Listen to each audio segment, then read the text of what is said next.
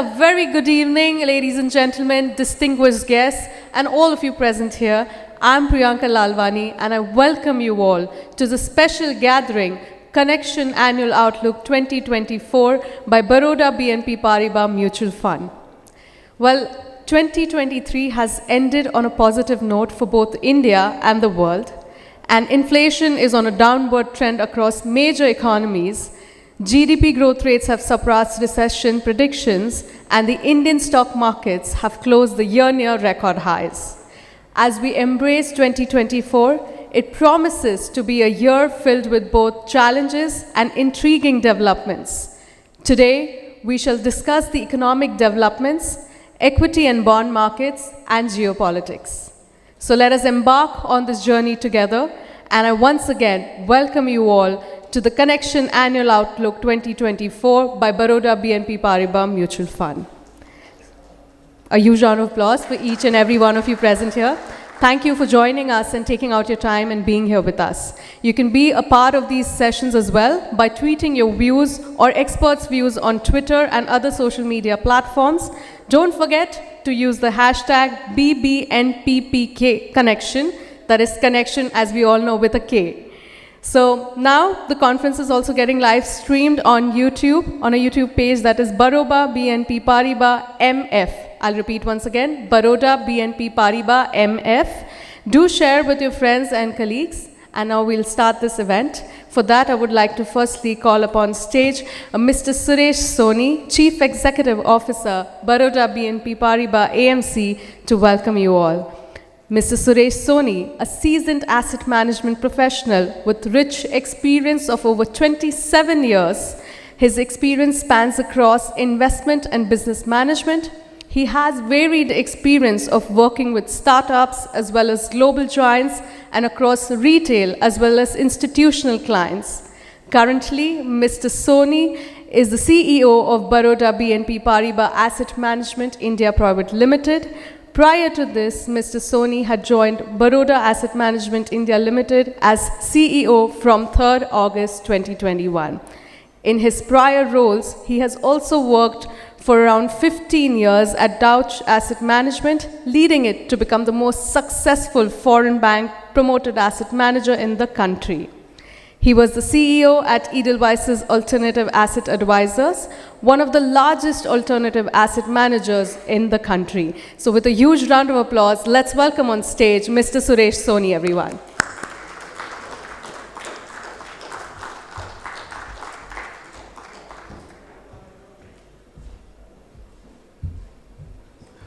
Thank you, Priyanka, and welcome everyone. On behalf of Baroda BNP Paribas Mutual Fund, it's my privilege to welcome all our clients, distribution partners, and all our eminent speakers. You know, it's difficult to find time in Mumbai for these events, more so when the previous day was unscheduled holiday. So indeed privileged that you've chosen to spend your time with us today. It's absolute honor. Indeed, it's your support that not only today, but I would say over the last 22 months, that has helped us double our AUM in a short period of time. So deeply thankful and indeed privileged to have all your support so far. Now, as we go along, you know, when we talk about market outlook, last year, if anything, beginning of the year, all that we discussed about was recession. You had high oil prices, you had rising interest rates, you had geopolitical conflicts, you had a myriad of issues that the world faced. But the year, if anything, turned out very resilient. Every single asset class, whether it was Indian equity, US equity, Bitcoin, gold, even Japanese equity, which did nothing for a long time, came back to life. And every single segment of the market generally ended up making money. Now, as we start on 2024, what does the market look like? Of course, market does not follow a calendar. It's a living organism. It works 24/7, 365 days, and it's not bound by any new year coming in, and therefore market will take a new direction. But beginning of the year is usually a good time, if anything, to take stock, ponder over what the different trends are looking like. And of course, if you have a day like today when the market has fallen 3%, you definitely want to see whether the market direction is kind of turning, or is it a market that we want to be staying invested in. So there are multiple questions that we face about economy. I think there is now near consensus that India has got Amrit Kal. Now, is it really too much of hope or hype, or what's the real growth prospects look like? And what are the investing implications, if anything, of that? So that, or equity market for that matter, I think we have had fantastic return last year. What does the market look like in the coming year? Should we worry about valuation, or is it a long-term structural story so that we should stay invested? Or for that matter, when you look at fixed income, we had a situation about 3 years back when 60% of global bonds were trading in negative interest rate territory. From there, last year we turned to higher for longer. And now as we speak today, we are talking about a Fed pivot during the year. So what's the outlook on interest rate? Is it the time when bonds will really start making money for investors? So whether you look at economy, equity market, fixed income market, I think there are questions that all of us are thinking about. And to top it all, elections are around the corner sometime in May, and we would want to get a perspective on that as well. And it's not only Indian election, I think now it's reasonably said that Trump will probably be the Republican nominee. So what does it mean for the markets? What does it mean for geopolitics?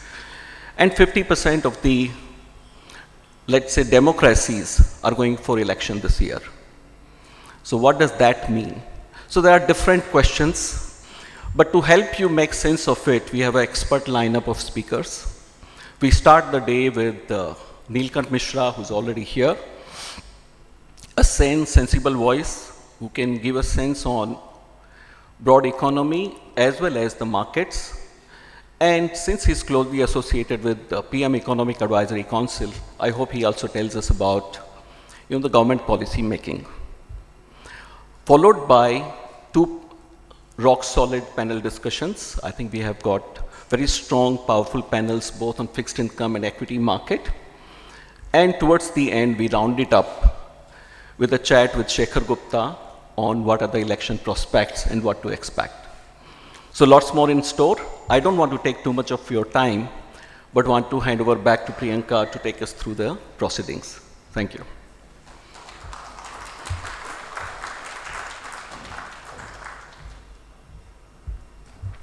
Thank you, Mr. Soni, for welcoming us and also for setting the tone of the event. Yes, it looks like a very interesting day filled with a lot of sessions, like he mentioned, and a lot of panel discussions as well. Now, let's delve into the dynamics of the Indian economy. For that, I would like to invite a distinguished speaker, Mr. Neelkant Mishra, Chief Economist, Axis Bank, Head of Global Research, Axis Capital, who has joined in May 2023 after a distinguished 2-decade career at Credit Suisse. Consistently rated as India's best analyst, he is a part-time member of the Indian PM's Economy Advisory Council and chairman of UIDAI. Mr. Mishra, a gold medalist from IIT Kanpur, has advised government bodies and worked at HUL and Infosys. So let's give him a huge round of applause and welcome him to navigate us through the challenges of global headwinds and the array of domestic opportunities. Over to you, Mr. Mishra, now. Thank you.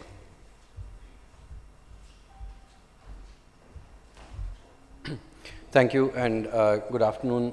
I have a slide deck, which I hope to run through in about 30 minutes. But before that, I must thank the Baroda BNP team for inviting me to address such an august audience.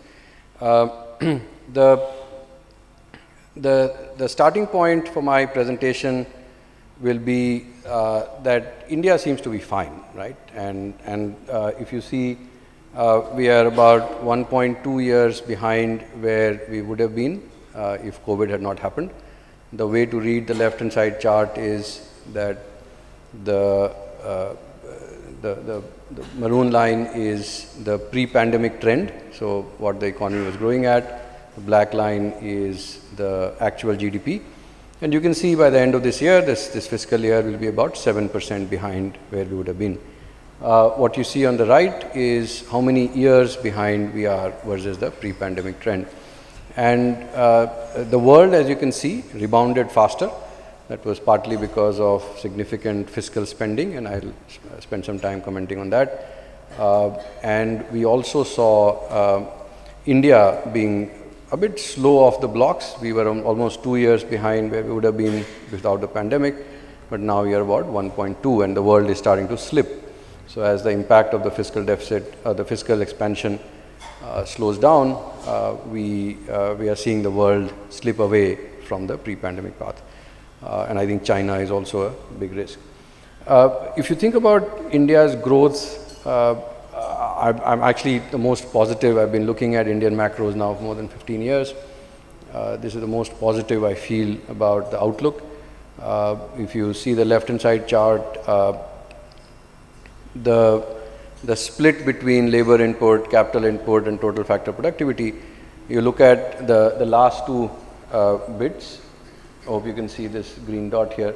So this is the labor input. So in between 1980 and 84, 3% of our GDP growth used to come from just the increase in the number of workers. So as our population growth has slowed down, as you can expect, now this number is less than 1%. But I expect this 1% to persist if we are going forward the next 5 years. It has two parts. It has the number of workers and what they call labor quality, which is, and the proxy for that is the average number of years of education. So enrollment improvement continues to happen. I mean, the USR data that you must have seen that came out recently, outcomes are a problem, but at least enrollment is not an issue anymore, right? Most kids are in school. The reason why the economy slowed down pre-COVID was because of this. The capital formation started to slow down. Now, if I was to project it going forward, see, this is India's total factor productivity growth, right? So how well are we utilizing our labor and capital input? And India is among the fastest in the world. Part of it is because we are so far away from what is called the productivity frontier that we are able to grow much faster. But it's also because we are far ahead of the world in assimilating best practices on the services side. So this is based on a report which was in 2007. The last data set is 2004, but it still captures. I mean, I haven't seen this breakdown of total factor productivity by sector in any recent study. Perhaps we should do it ourselves. But you will see that in agriculture, TFP growth is rarely above 1%, right? Because you have very small farmlands, a large number of them. Farmers are generally risk averse. It's very hard to get new technology into farming very quickly. In industry as well, though I expect this one to start improving now, it's very hard to grow at a very massive scale. In services, India has done remarkably better, right? So you can see total factor productivity growth of 3 to 4% a year, and this is a trend which I think will continue going forward because of several factors, right? So the first is, look at this. This is India's share of global services exports, modern services exports. So this is India's share of total global exports. As you can see, it has been growing steadily. And this is modern. What are modern services? Modern services are services which do not require a physical presence. So we are very bad in travel. As you know, there are small countries that get more tourists than all of India. We are very bad in services related to goods transport. So because our global share of goods trade is only 2%, less than 2% now. So we don't have a very high share in freight services, insurance services, logistics services. But anything that does not require physical presence, we are much ahead of where our global share of GDP is. So we are about 3.4% of global GDP. Our global share of modern services trade is 8%. Now, this is not just about dollars coming in. This is also about expertise coming in. So if, for example, there is a global retailer which is now using India for global procurement, it is a given that the next time an Indian firm wants to improve, an Indian retailer wants to improve its its procurement, it will have experts in that Bangalore office where it can hire from, right? So So while manufacturing and infrastructure take time to build, human brains are much more alert, and they adapt much faster. So best practices can start coming in very quickly. What is also happening in many services, like if you think about modern trade, which is the modern form of retail, which is much more economically efficient than traditional retail. When you are at 1% market share and you're growing at 20%, you're adding 20 basis points in terms of share. When you are at 4% and growing at 20%, you're adding nearly 1% point. And when you add to that the e-commerce gains, you're now at 8 to 10% and now growing at 20-30%. So the various services are actually improving productivity really fast, and therefore it is something that we can be quite confident on in terms of productivity. You look at the complete reimagining of infrastructure, look at the pace at which national highways are being built, look at how we used to struggle to spend more on railways. This is percentage of GDP, the railway capex, and even in fact that was misused. I mean, a lot of useless capex used to happen in railways. Now we are starting to see a very strong reset in the ability of railways to do capex, and so this is again quite transformative. You can see, FASTag is one of the most clear examples of TFP, right? So you have the same number of trucks, you have the same number of truck drivers, but you can carry more freight because FASTag exists. So these are things which are very strong drivers of productivity. You can see how the number of airports is going up. You can see how micro infrastructure is improving, and this is something that deserves a lot of attention. When we think of productivity, we somehow, and especially in financial markets that you and I work in, we tend to think only of places which require a lot of capex. But if you read this book by Claudia Golden, Career and Family, till the 1920s, women in the US had career or family, the choice was career or family, right? Because even the US, there was no electrification, there was no sewage systems, there were no central heating, infant mortality was very high. So if the mother decided to go to work and for any reason the child died, she would carry the guilt all her life. This started to change after 1920. So as electrification spread, between 20 years, 1925 to 45, the percentage of houses with washing machines, refrigerators went to nearly 90%. And then women could actually save time at home, and then this would actually become, and they could actually start spending time at work. And these are changes which are now happening in India, right? So when I read about Lyndon Johnson, if you read his biography, the first time he was one of the youngest congressmen in his county. Even in the 1930s, there was no electricity, and when he campaigned, he told the women, "You will stop looking like your mother." There's a very long story behind this, that because there was no electricity there, the women used to carry water on their backs. By the time they turned 40, their shoulders would be drooping. And he promised they would get them electricity, and he got them electricity, right? So this is just 80, 100, 90, 100 years back.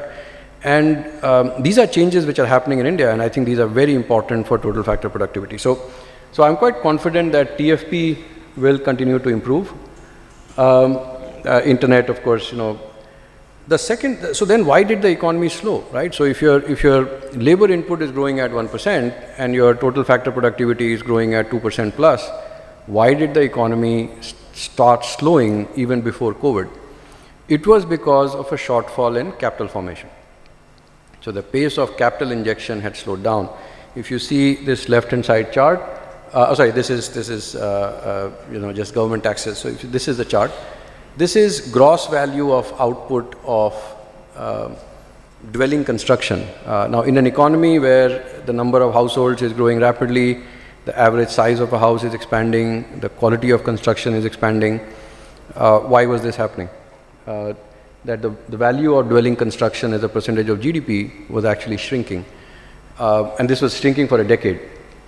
This, in our calculation, was more than a percent point of GDP drag per year for nearly a decade. Remember that subcontinental sized economies like ours do not do well when the real estate cycle is turning down. because this is one of the highest and the heaviest expenses for any household. If you just do a simple math, I do that every year, that how much does your family spend on food and clothing? You multiply that by 30 times and then compare that with the value of the house you are staying in. And you'll realize that the value of the house, of course in Mumbai it's really extreme, but even in most cities, the house is the biggest purchase that a family makes. And so that's a very important form of capital formation. And it had slowed down significantly. And it had slowed down because of all the factors that we already know. This is when 2012 price to income ratios peaked. We saw a stagnation in sales volumes. This is where demonetization happened, RERA happened, then remonetization. Here remonetization created policy challenges. We can discuss that if you're interested, but IL&FS goes bust, again another slowdown, slow recovery, COVID. Now, it is after a decade that we are starting to see sales volumes come through. And while sales volumes, I think, are a wash in GDP, they don't really impact GDP too much, only the brokerage goes into GDP. It is when houses are built that you see. So you see that the GDP gets added. This is the inventory months. In several leading developers, inventories are down to 2 months. So now they need to start building. You see these ads from big developers that we sold 7,200 crores of apartments in 3 days. Guess what? Now they have to build it, right? So, and that means there will be demand for steel, cement, labor and all that.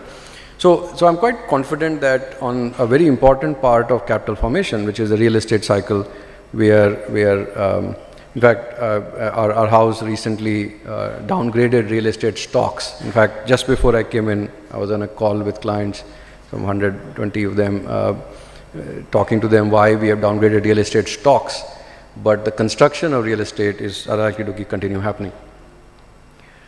On the industrial side, if those of you who have that vintage would remember that, in 2007-8, I used to be a metals analyst, and I used to recall with alarm that we had a capacity of 45 million tons, and there was 60 million tons under construction. If you were a thermal power analyst or analyst tracking utilities, you would be shocked to hear that we had 130 gigawatts of power capacity functioning, and we were adding 200 gigawatts of new power capacity.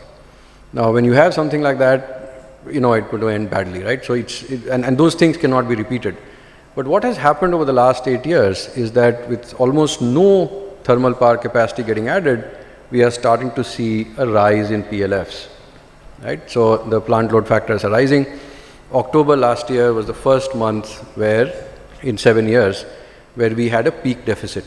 And I think March will be another month because pre-election month, no state government wants to give a blackout, and heat waves will be back. Post-Holi anyway, summer temperatures will rise. And there are power producers which are making 1,500 crores a month selling spot power. So for those of my vintage would remember that there was this power plant, and you would know the name, which returned its capex in 1.5 years.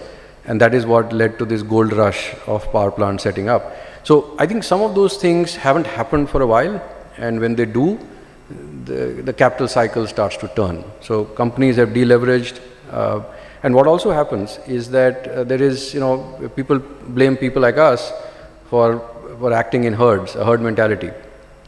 Right? But the more I see corporate boards, the more I realize that all of us, I think following herds is in our genes.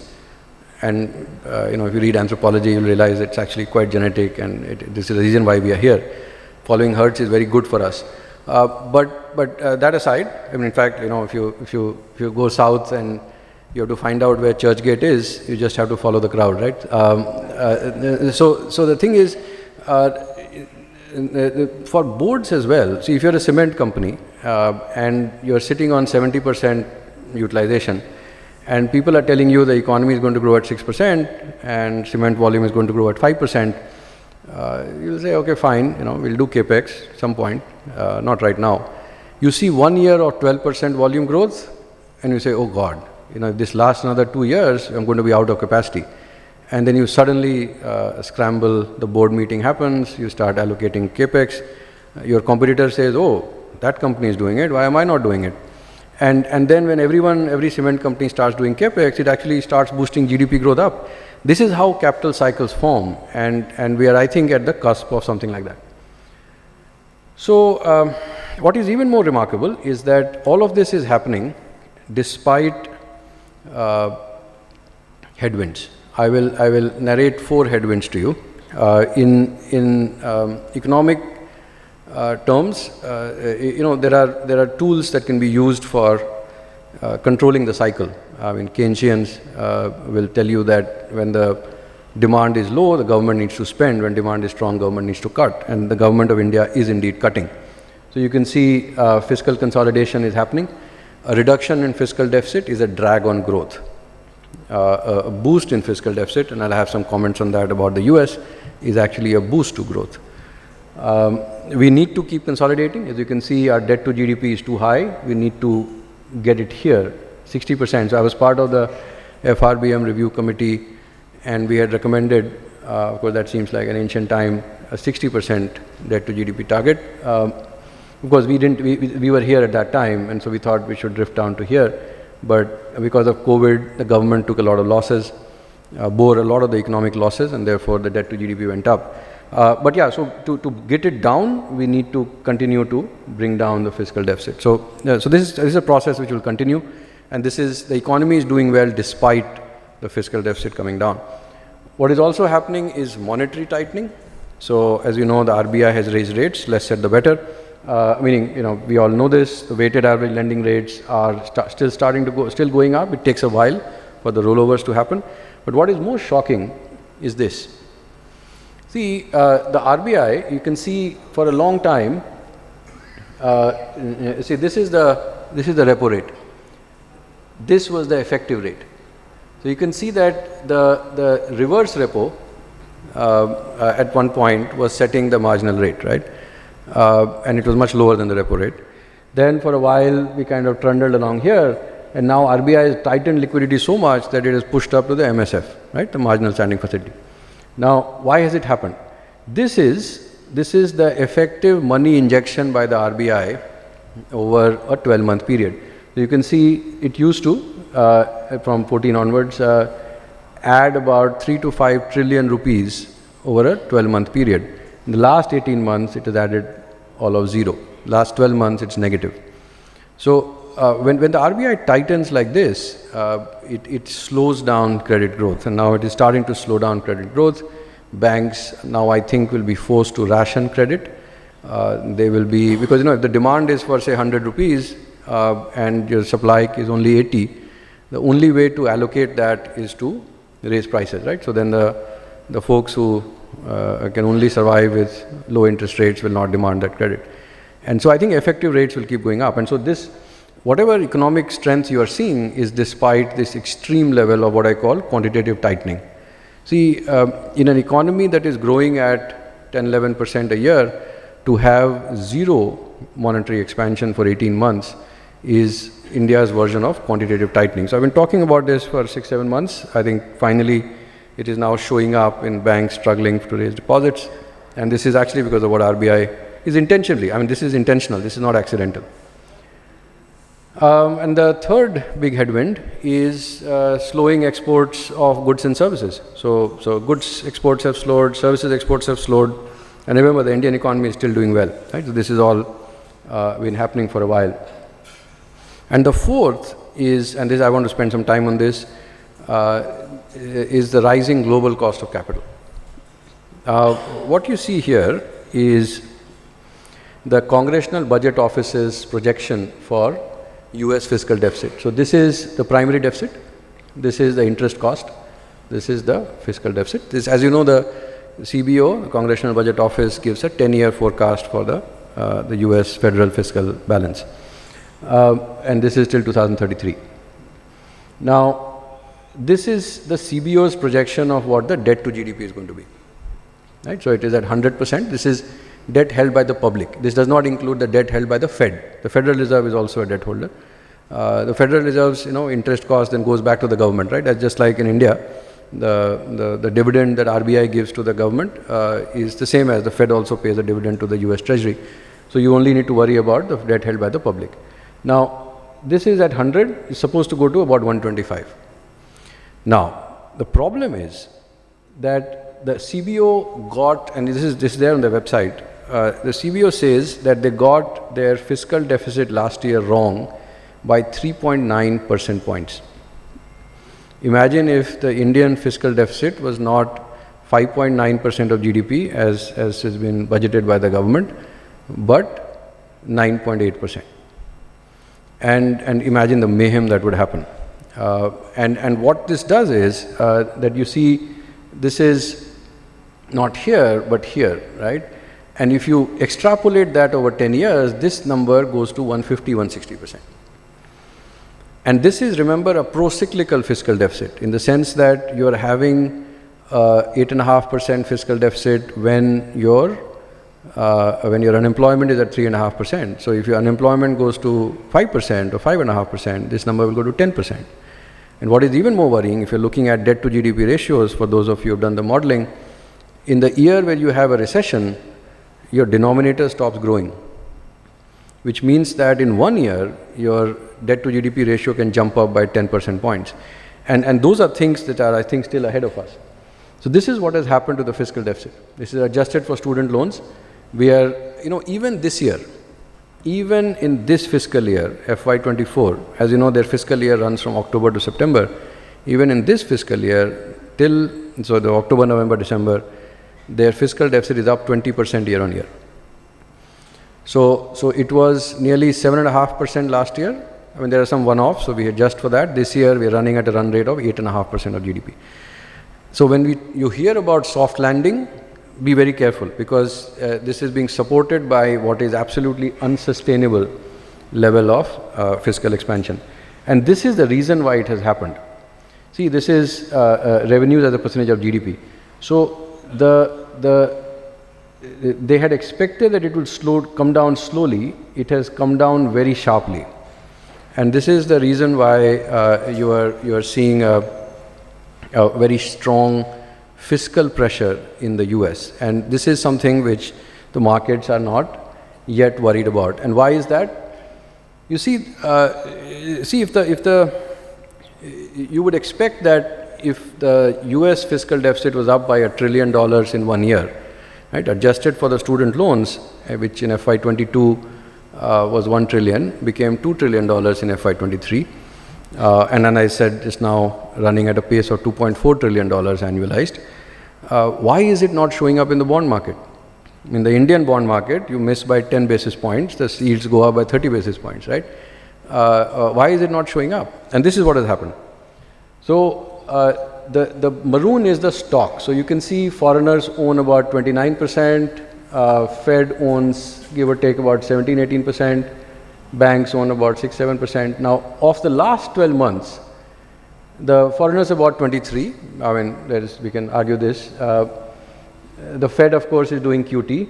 Banks are running scared. 90% has come from households and funds. And a large part of this is money market mutual funds. So what has happened last year is that the Fed, or rather the Treasury, shockingly, 80% of its funding has come from T-bills. Imagine so this is the stock. This gray line is the stock of notes. As you know, there are T-bills, there are notes, and there are bonds, right? So less than 1 year is bills, 2 to 10 year is notes, 20 and 30 years, 15, 20, 30 years is bonds. Now, as a stock, notes and bonds are about 75 to 80%, 70-75% of the total. In flow, in the last 12 months, they are less than 20%. The largest issuer of debt in the world is funding itself on less than 1 year paper. And it is at as deep a cyclical low as you can imagine, right? So if you pull this forward also, you will still get the number which is higher than this. So this is absolutely unsustainable. Now, and when you hear all this bullishness about, the yields have fallen, guess what? Beginning of last year, the yields were more or less where they are.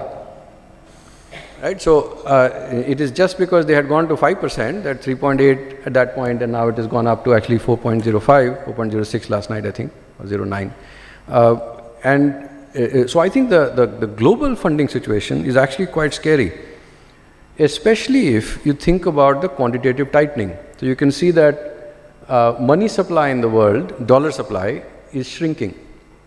So QT means that the Fed is, of course, reducing the number of dollars.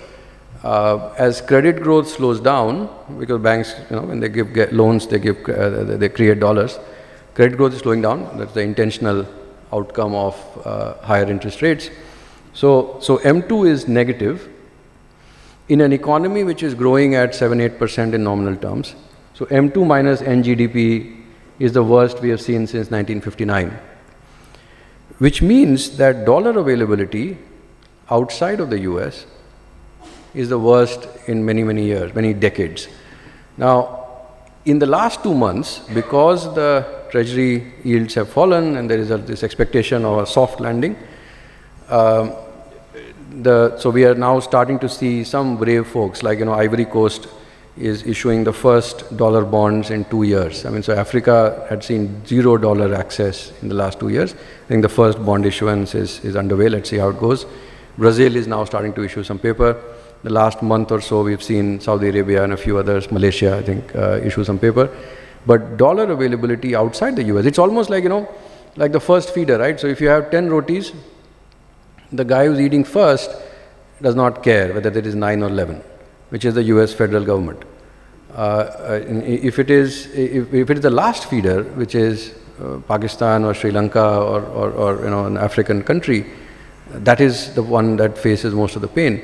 So my sense is, if you go back to that debt to GDP chart, right, any country which is at this level and most likely at this level, as I explained, this is the CBO's projection, but actual projection will be somewhere here, and you are still thinking about a primary deficit, right? So if you are, suppose at 150% of GDP, right, you take 4% cost, 6% is your interest cost.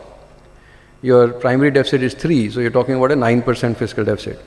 Your denominator cannot grow at 9%, right, because it's the US economy. So they are so close to the productivity frontier, your real growth cannot be more than 2, and you actually want the inflation to be 2, so you'll be growing at 4.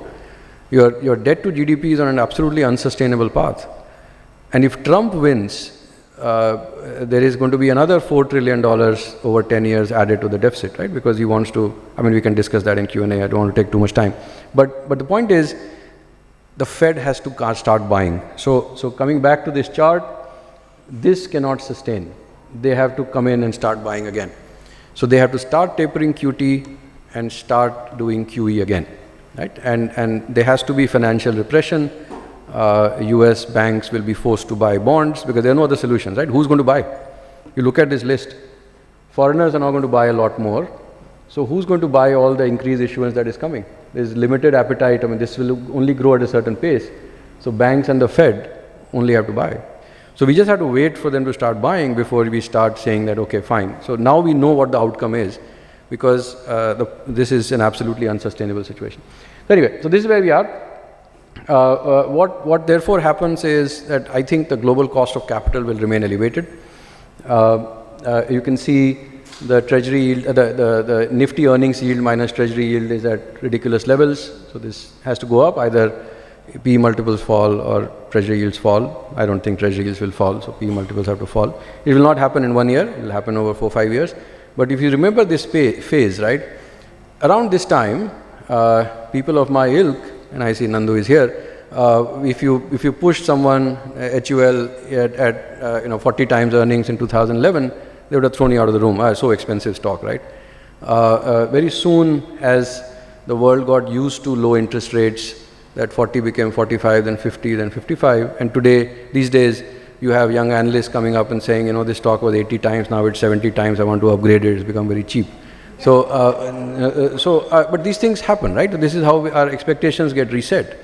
But what was 13, 14 times will most likely be 16, 17. See, India is a much better economy than it was 10 years back. So I think we'll deserve a higher multiple. Our currency risk is much lower. Our I think economic volatility is much lower. but I don't think 18 to 20 is the right range given what's happening to global cost of capital. So this is something that we have to get used to. It will not happen in one shot because the market is anchored to very different behavior, but this will happen. What is supportive for India is, this is Nifty EPS for 24, 25, 26. The remarkable thing about these lines is that they're not sloping downward. Right? For those of us, I mean, we have been tracking this, they're always downward sloping worms, right? So you start at 100, you end at 70 or 80 or 85. And so this is what used to happen. So you can see that, FY26 has started about, 4-5 months back.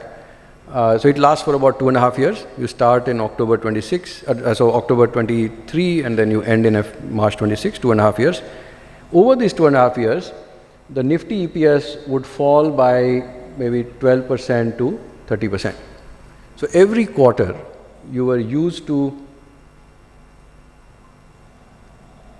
Okay, someone is really snoring now. I could hear that snoring sound. So, so this is something that has changed. So, see, post-COVID, you are seeing this. You're seeing that the earnings are no longer getting cut, and which is very supportive of the market. So most likely we will not see a very sharp drawdown on the Nifty. If there are some global accidents, maybe that's a low probability. I mean, generally is a low probability element. You cannot play for accidents, but I think a reduction in PE and a sustained roll forward gains is what I think is the outcome going forward. So you can see this, that Nifty is now close to 1 standard deviation above its 10-year average. 1 year later, it will be at its 10-year average. When a month and a half back, this was 0.5 and this was minus 0.5. So we have already gone up a lot, and I really worry about where the Nifty is in the near term. But I do think that we will time correct for a while. So with this, and this effectively sets the stage for which are the sectors we prefer. So I'm told there's 7-8 minutes to go. I'll stop here and perhaps we can take questions.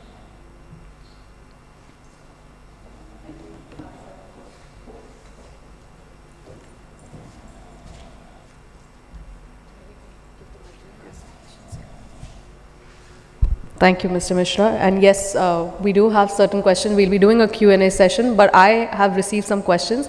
I would like to start with that, and meanwhile, you can prepare, or you can, keep your questions ready. So the first question that I have is, what do you see as the potential risk to the growth scenario as outlined by you, and what could derail or show India's economic growth in the near to medium term? So in the near term, the answer is fairly obvious, and this is a common answer I give. I'm sure anyone who looks at Indian macro will appreciate that, is that we are a big importer of energy. $1 per barrel of oil is $1.6 billion a year, because we import 1.6 billion barrels every year. So if you see a $20 increase in oil price, you have a $32 billion, 1% of GDP impact. Some of it can be offset by fiscal support, but this is a very big drag on the economy. I think fiscal indiscipline can be a big risk as well. That's more in the medium term. So if your debt to GDP is very elevated and you are not spending, because see, if you bring down your fiscal deficit too fast, the debt to GDP again becomes unsustainable, in the sense that if you bring it down by say 2% points in 1 year, your GDP growth starts to slow. And so the denominator stops growing, and so you can very quickly get caught in a fiscal trap. So this is one of those times where you have to very slowly, gradually bring it down. And as you spend, you have to be very prudent about the quality of fiscal spending. So if you say, use it to build roads or infrastructure, in the first year it supports, because that itself is activity, and in the future years it supports economic activity. Whereas if you say distribute it for free power or free bus rides or just general grants, it burns out very quickly. And therefore the debt to GDP reduction then slows down. And those are very important for macroeconomic stability. And I think Perhaps the third is the global, because see, we are in the next 3 years, I think we will become current account surplus. I hope we don't, because I think the economy needs to grow a lot more. So, but if we become, but till the next 3 years, I think we are still dependent on external funding. Till 2019, we could fund a $70-80 billion current account deficit. I think today we will struggle to fund even a $45 billion current account deficit because of the slowdown in the external capital inflows. And if the global environment muddies further, which is what I think is likely to happen, we don't know when. It happens in 1.5 years or 6 months or 9 months, but it will happen. And that also, I think, will also slow us down. All right.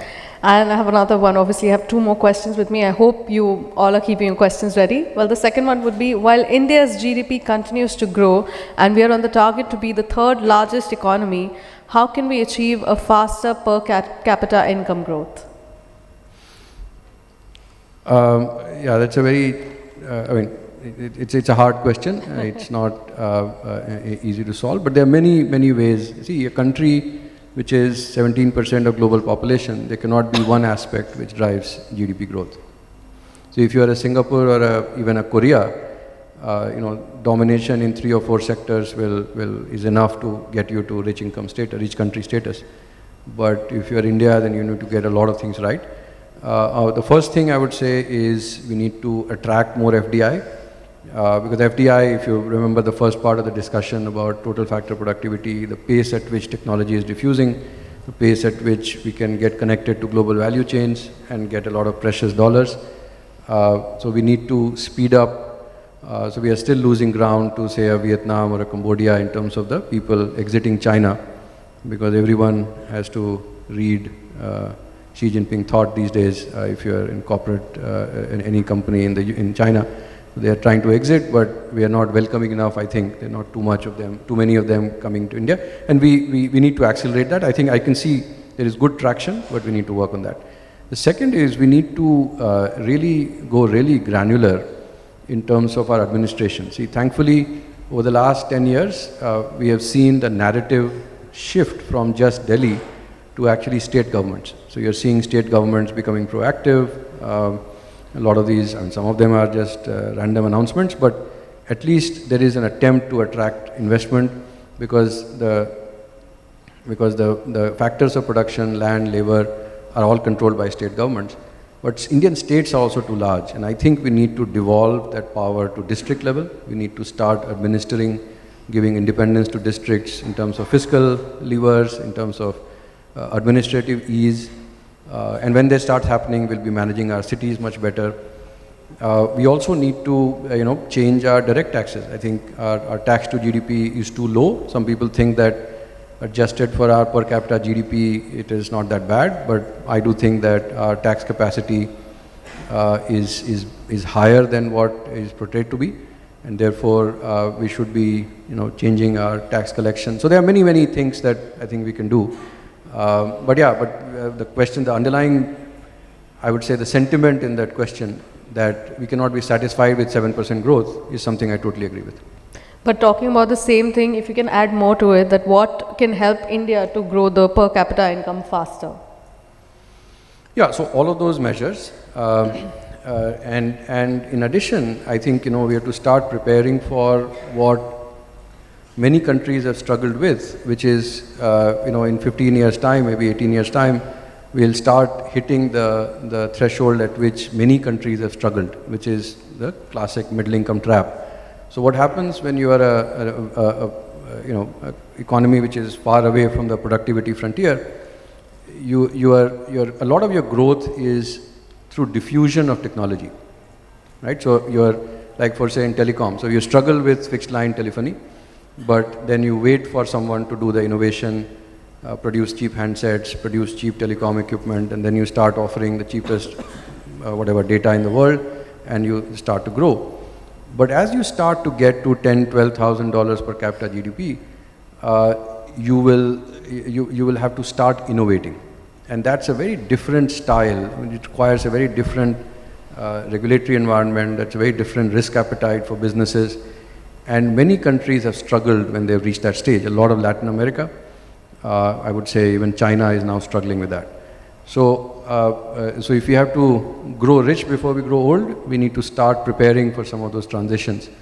And I think that therefore it's even more important to have a sense of urgency that we are not satisfied with 5% or 7% growth or say 6% per capita growth, but 7-8% per capita growth, and do that without maxing out. So you can get that growth for 1 or 2 years by doing fiscal expansion or being very easy on the monetary policy, but that's not sustainable. To the government's credit and the RBI's credit, the policy focus right now is stability. So the stability of interest rates, stability of exchange rates, stability of growth, stability of inflation, at least that's the objective. And so you give that predictive power to a predictable trajectory to the corporate sector, the private corporates, and the hope is that they will start investing more. And I do expect that that will happen. So you have to maintain that and then aspire for becoming a product nation, owning brands, owning technology. Many fronts. I mean, it's very hard to enumerate them. All right, thank you so much. So any questions from the audience now? We'll just pass on the mic to you.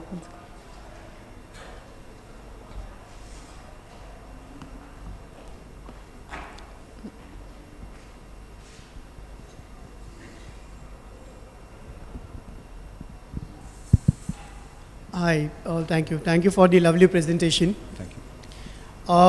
My question is, some of the data points I was looking at, be it the CDS spread between India and US or the FPI holding in Indian equities, I mean both being at decadal low kind of levels. And even the valuation, if you look at, while the price to earning may look expensive, but when I look at price to earnings to growth side on that parameter, we don't look that expensive compared to US or any other developed nation. So my question, given this and the Indian economy, as you also spoke about, so given this background, going forward, you expect a price correction or the time correction in the market, equities per se, question number one. And one should play equity like equal weight, underweight, what would you suggest, short to medium term? Okay, so short term, though, we just have to follow where the crowd is. Medium term, to answer the second part of your question, I think bonds are better than equities in my view, because whatever measure of ERP you take, equity risk premium, the ERP on Indian equity is actually negative, which is absolutely scary, right? So that you're a negative, I mean actually too low, and which suggests that government bonds are actually more attractive than Indian equity. I mean, on that simple formula. In the near term, of course, it can go the other way. But if you're thinking 3 to 5 years, I still think that should be. Only advantage is taxation there, but on the equity side. Otherwise, I think assets wise, the bonds are more attractive. The point on Indian equities being more attractive. See, remember that flows don't happen in a vacuum. So it's not an unconstrained channel. So when you are thinking about foreign portfolio investors and their flows, they are also dependent on the plumbing. So out of the whatever 18% of BSE 500 that foreigners own, say give or take $700 billion, I think it's slightly more than that now. About a third of that comes from sovereign wealth funds, pension funds, endowments. These have very long-term horizons, and they generally allocate as a percentage of GDP. So if India's share of GDP is growing, we'll keep getting more of that. The remaining 2/3, 80-85%. So this is all the pension, the mutual funds, the hedge funds, and all of that. Nearly 2/3 of that, actually no, 80-85% of that, of those 2/3, is EM funds. So India allocation to EM funds, from EM funds, Asia funds, global funds, BRICS funds and all that. Only about 15% is from India funds. Meaning that beyond a point, so India's share is now 17% odd of EM, right? Now, most funds will be in the 15 to 19% bracket, because very few will have the risk appetite to go to 25 or 5. And so in many ways, the FPI flows to India are linked to what is the appetite for emerging market equities. And that it's often I hear this confused debate where it is China versus India. It's not that. I think it is China and India in the sense that in Asia funds, in BRICS funds, in EM funds, China and India are bracketed together. So if China gets more flows or through the EM funds, India will also get more flows. So that is why you will have noticed that as the bond yields fell in the US from 5% to 3.8 and now they bounced back. So when the fall was happening, a lot of money was coming into EM funds and India also saw the foreigners coming back. And in the last 2 weeks, as the EM funds have seen outflows, India is also seeing outflows. So when you think about foreign portfolio investors and whether they have the challenge, the ability to act on India's bullishness, India is not yet an asset class. See, at about 3.5–4% of global equity markets, we are not yet an asset class. So we have to be aware of how the plumbing works. Like it's the same in Indian assets, right? Equities are seeing such strong demand from retail investors through SIPs and through EPFO and through insurance and a lot of other channels, but there is no demand for bonds. And so this is now what has happened. So what we are seeing now is supply is starting to respond. So because equities have become so cheap or so expensive, and so equity cost of capital has become so cheap that every promoter, every PE investor is wanting to offload. So we are seeing IPOs being brought forward. What was supposed to happen in July is happening now. And so these are all signs that I think the plumbing, which is great. I mean, I think risk capital being formed any which way. I mean, we shouldn't be judgmental. But similarly for global flows, right? So if the plumbing is not there, the flows won't happen.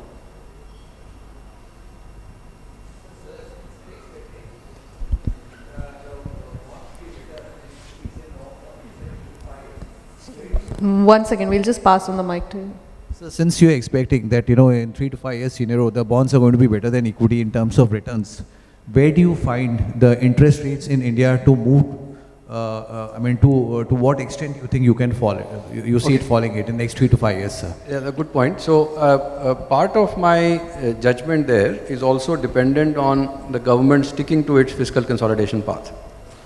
So if the government does deliver on the central government does deliver on the 4.5% deficit by FY26, for nearly 5–6 years, your 5 years, your gross issuance or net issuance of bonds would have been unchanged. And I think that will bring down bond yields. So if you ask me, that is the only uncertainty I have about the impact of elections on the economy. Because if this government comes back, then I think they will stick to the fiscal consolidation path.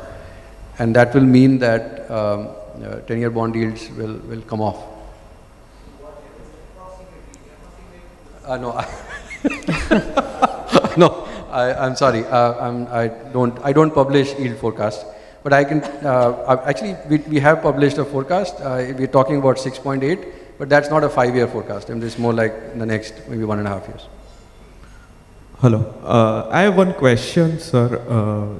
Post 2016 of demonetization and last 3 years all-time high UPI and digital transactions are happening. Why the cash in the system is at all-time high? Like as per the RBI data, like currently 3.9 trillion rupees or something is in the cash. Before, like at demonetization, it was 1.6 or 16 trillion. So any view on that, sir? Because banks are not getting deposits or CASA is at the very... No, banks are not getting deposits. That's what I was explaining. It is because RBI is not injecting. But the cash, where is the cash? Like this much high cash after all the digital transactions? The right way to look at cash is as a percentage of GDP and the trajectory that we are seeing, right? So what happened, it is human behavior. So you have to think about 1.4 billion humans and how they would respond to the fact that for 3–6 months they did not have enough cash. So the first response is to hoard as much cash as they can. And so cash to GDP first then goes up, because once the remonetization happened, that is what happened. Then you started seeing that decline. So if you plot that cash to GDP ratio, it was starting to see a decline, and then you hit COVID. And then in COVID again, because access to bank branches was difficult, people had to be locked in, they started to store a lot of cash. Now with the 2,000 rupees being brought back and 97% of that coming back into the banking system, actually the growth in currency in circulation year on year is far lower than nominal GDP. So that trajectory is very much on. I don't think we are going back to use of high cash. But remember that currency is very innate to human society, and there is a certain basic amount that people will need. To the point that we get to 4%, like what is there in some of the Scandinavian countries, will take 30, 40 years. Maybe more than 10 years, 30, 40, I don't know. All right, thank you. I think with this we'll end the Q&A for now. But I would like to take one last question with the sir who raised his hand first. So one quick question, because we have the other things as well to go ahead with. Yeah. We'll just pass on the mic. Yeah.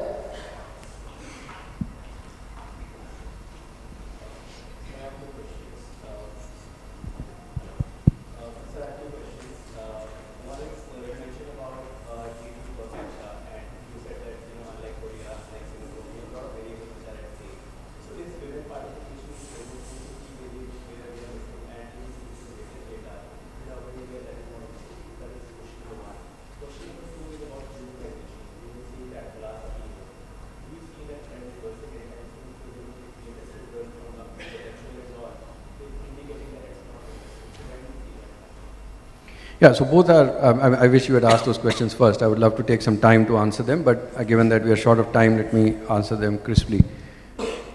I definitely think that we need to dramatically increase female labor force participation rate. If you have a 30-year window, so remember that our median age will cross 40 by 2053 as per the current projections. And if you have to get rich, you have to get as many women into the workforce as we can. In that period, because it is their productive age. So what is required for that is a whole range of things. So if you see in the New Deal of FDR in the 1930s, the system of creches was started. It was done just to create jobs, but it freed up a lot of women to enter the workforce. We need to be at a very company level start to think about what are the policies for maternity.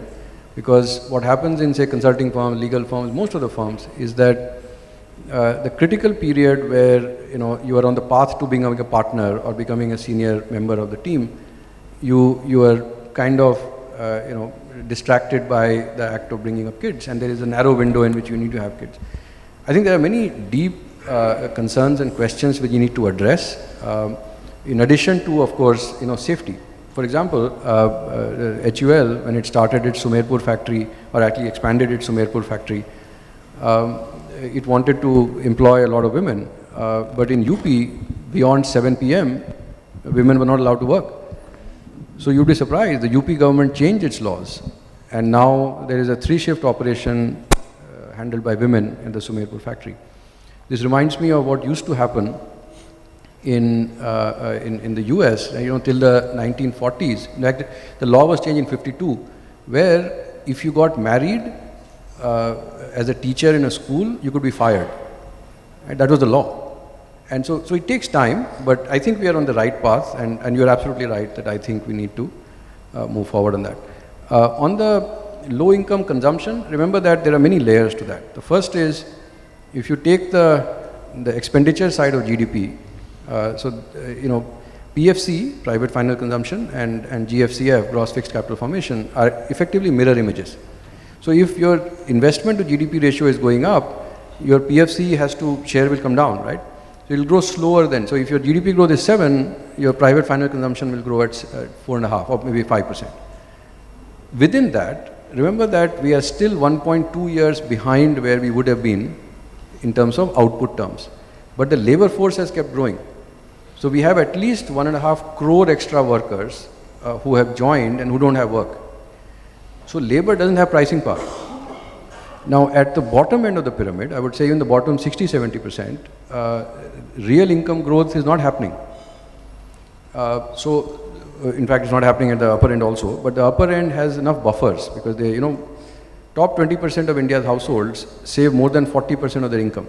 So if inflation goes up, their consumption doesn't suffer, it's their savings that suffer. But for the bottom 50-60%, if there's a higher inflation, you're toast. So I do expect that FMCG volume numbers will pick up now that price growth is slowing down. But in aggregate, the value growth for low-income consumption will lag that of the overall GDP. All right. Thank you, Mr. Mishra. Okay, thank you everyone Thank for you, such a being a everyone. patient Now- audience. Thank you. I would now, sir, please stay back. I would now request Mr. Suresh Soni, CEO, Baroda BNP Paribas, to come on stage and extend a token of gratitude to Mr. Mishra. I think now is the time that we can give him a huge round of applause because we've had an insightful session.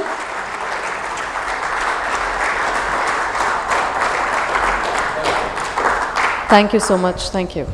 I hope that you guys are tweeting or sharing it on social media platform about these sessions using the hashtag that is BBNPP connection with a K, as you all know. And obviously, like I mentioned, that we are also streaming live on our YouTube channel, that is Baroda BNP Paribas MF. All right, so ladies and gentlemen, now to shed light on the future of Indian equity markets, we are privileged to have with us esteemed panelists. To start with, guiding our exploration of Indian equity markets, please welcome our adept moderator, Mr. Govindraj Ethiraj, journalist and founder, The Core. Mr. Ethiraj is a seasoned Indian journalist with over 25 years of experiences in business reporting. As a media executive and entrepreneur, he founded The Core, a business news website, newsletter, and podcast. Mr. Ethiraj is also the founder of Boom, an initiative combating misinformation, and India's Pen, a public interest journalism outfit. He played a key role in establishing Bloomberg TV India and has received recognition for his leadership in media and fact-checking, including the 2018 McNulty Prize. So welcome our moderator, Mr. Govindraj Ethiraj, on stage, please. Now join me in welcoming our esteemed panelists as well. We have with us Mr. Sanjay Chawla, CIO, Equity, Baroda BNP Paribas AMC. Mr. Chawla brings over 33 years of expertise in fund management and equity research. Formerly CIO at Baroda Asset Management, he held key roles at the Birla Sun Life AMC, SBI Capital Markets, Motilal Oswal Securities, and more. Mr. Chawla oversees equity investment, fund management, equity research, and team governance, managing schemes for the mutual fund. Can we please have Mr. Chawla join us? Next, we have Mr. Gautam Duggad, Head of Researcher, Director, Institutional Equities, Motilal Oswal Financial Services Limited. Mr. Duggad joined Motilal Oswal in 2012 as a consumer analyst, and in December 2015, he was elevated as Head of Research, Institutional Equities.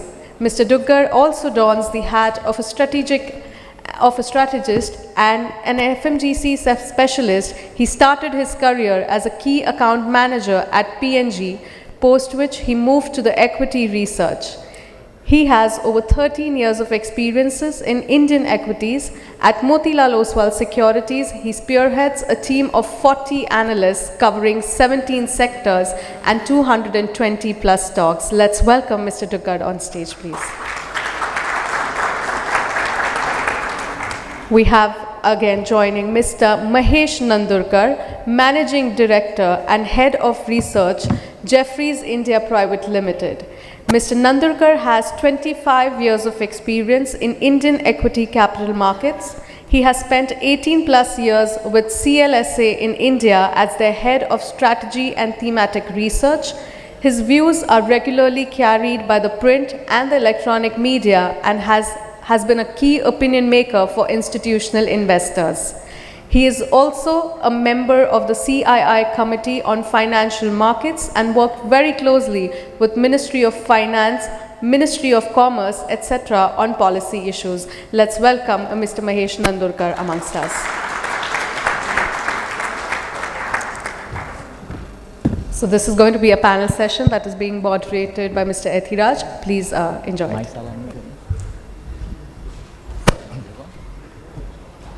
Thank you. Check 1, 2. Yeah. Thank you, Baroda BNP Paribas for inviting me. So the objective of this discussion is to is to essentially understand where the markets are going and where they are presently.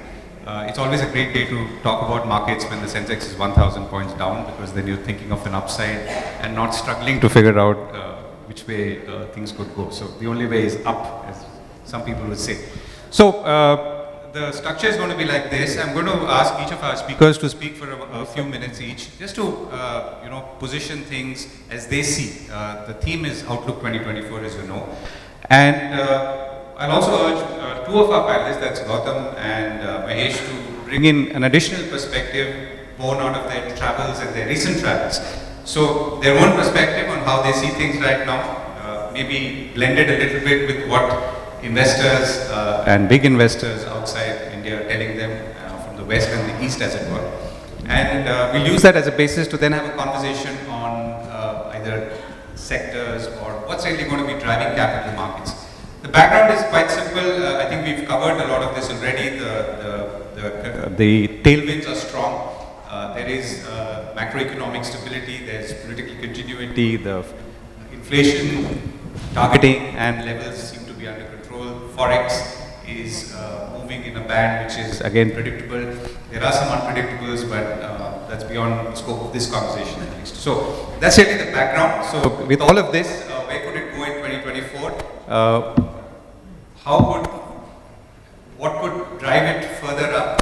And obviously we must, in any such discussion, talk a little bit about risk factors as well, because there are always risk factors, some within our control and some not.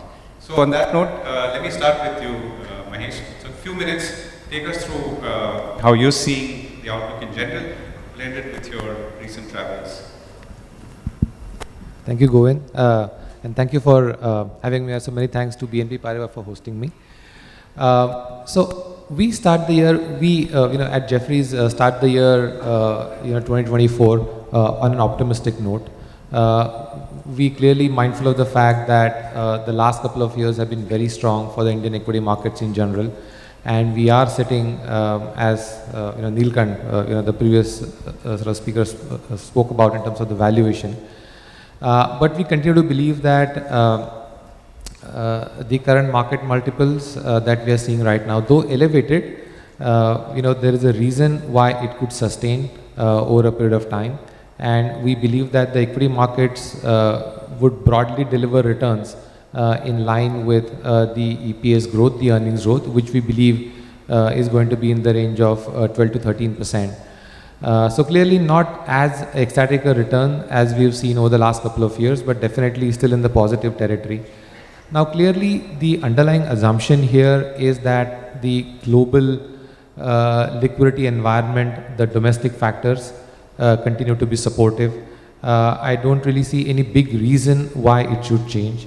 Our basic thesis here is that as the US Fed begins to starts the rate cut cycle, and the current market expectations are somewhere between 125, 150 basis point of rate cut this year and maybe more going forward.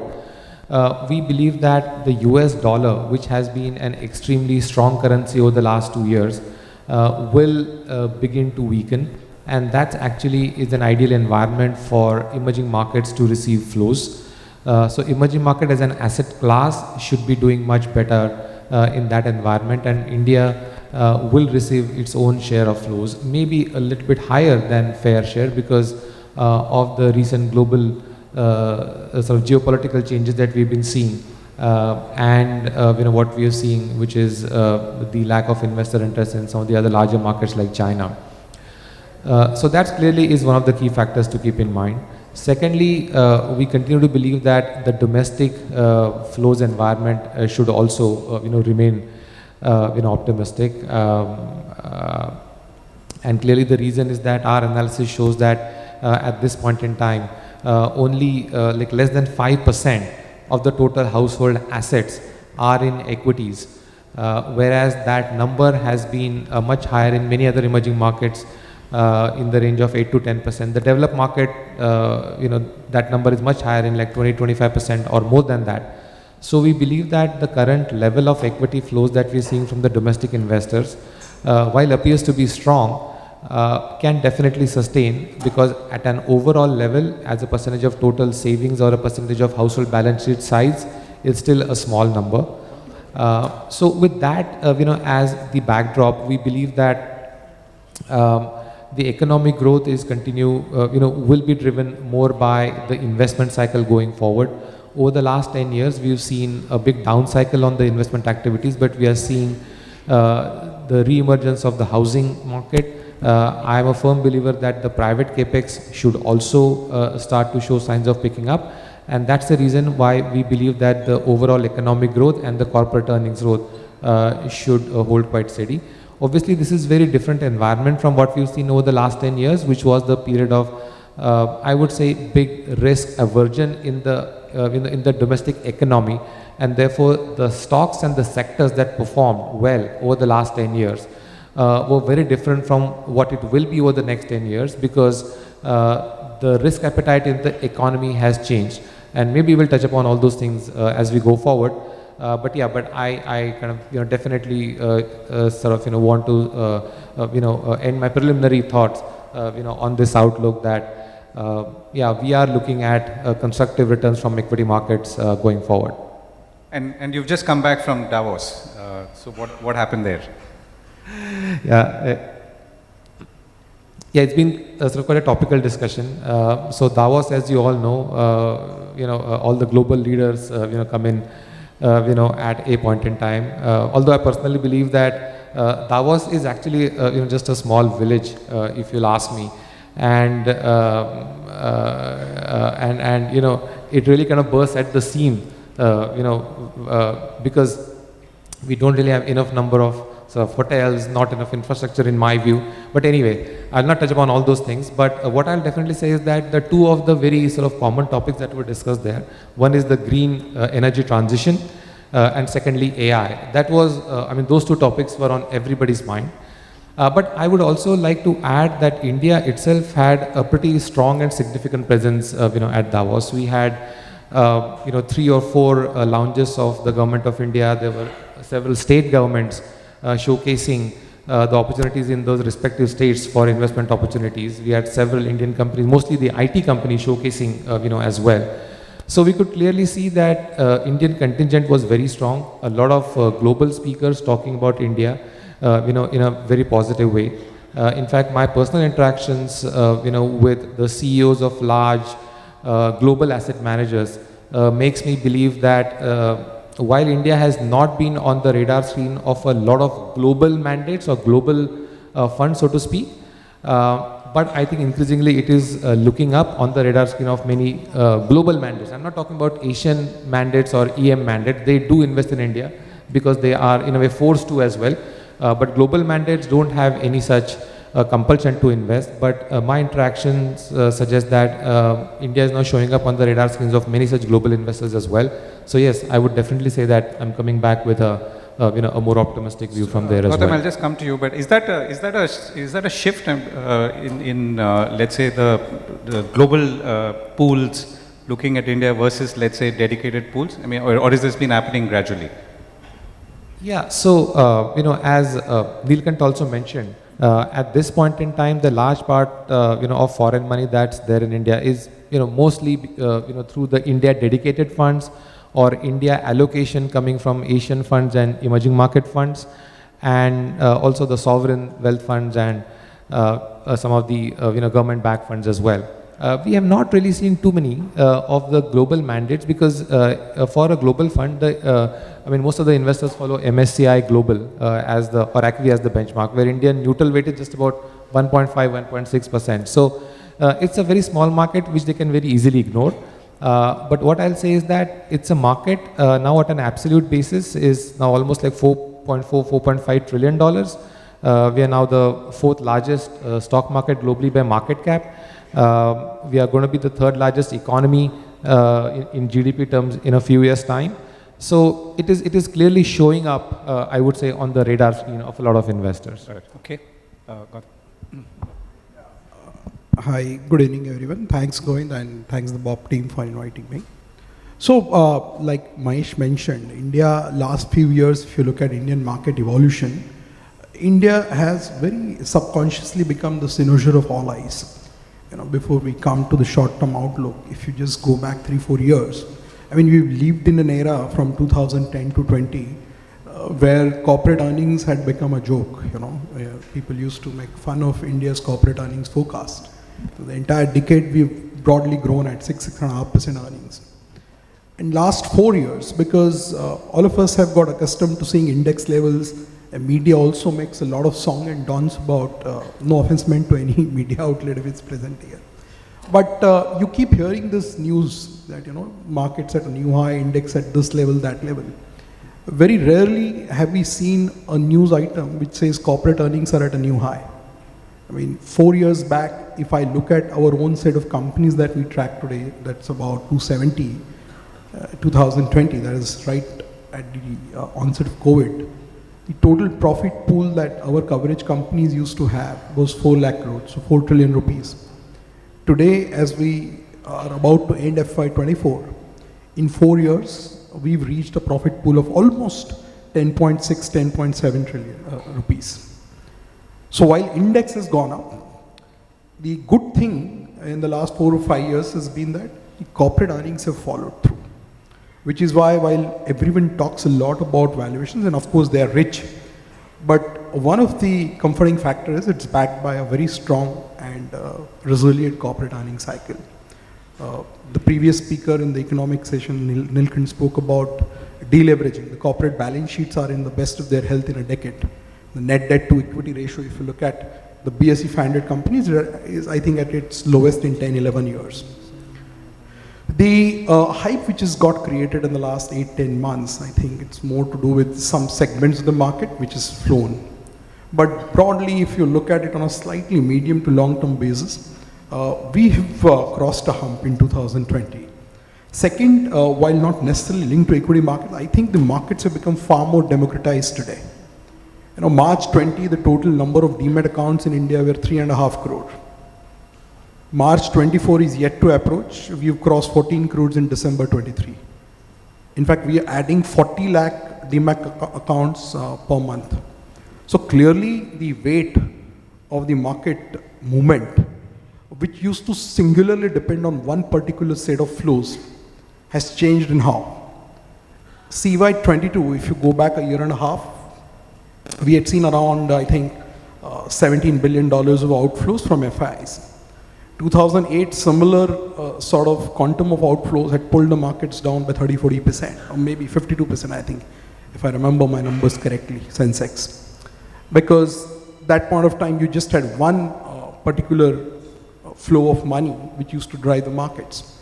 CY22, despite such a big quantum, of course, one can debate what is it as a percentage of market cap and all, but such a big outflow of capital hasn't dented the market.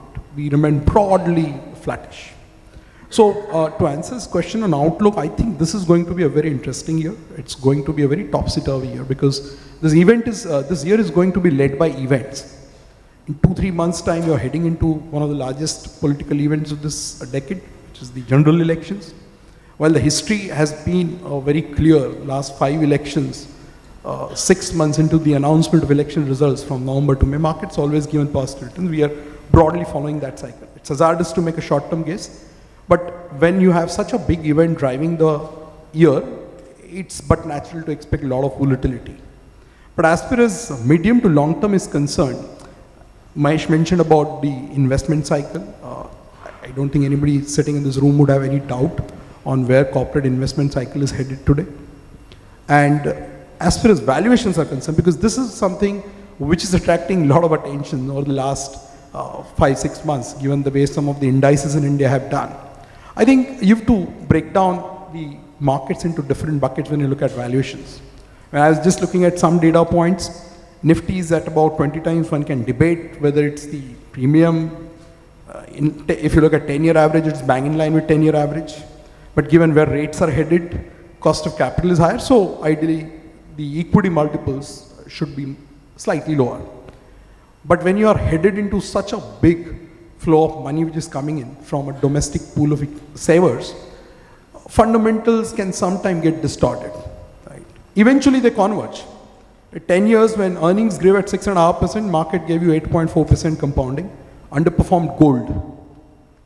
Last 4 years, broadly, market returns have tracked the underlying corporate earnings. If you look at the exact 5-year CAGR of earnings, Nifty is given about 15.5 or somewhere around that, and Nifty EPS is also compounded about 15%.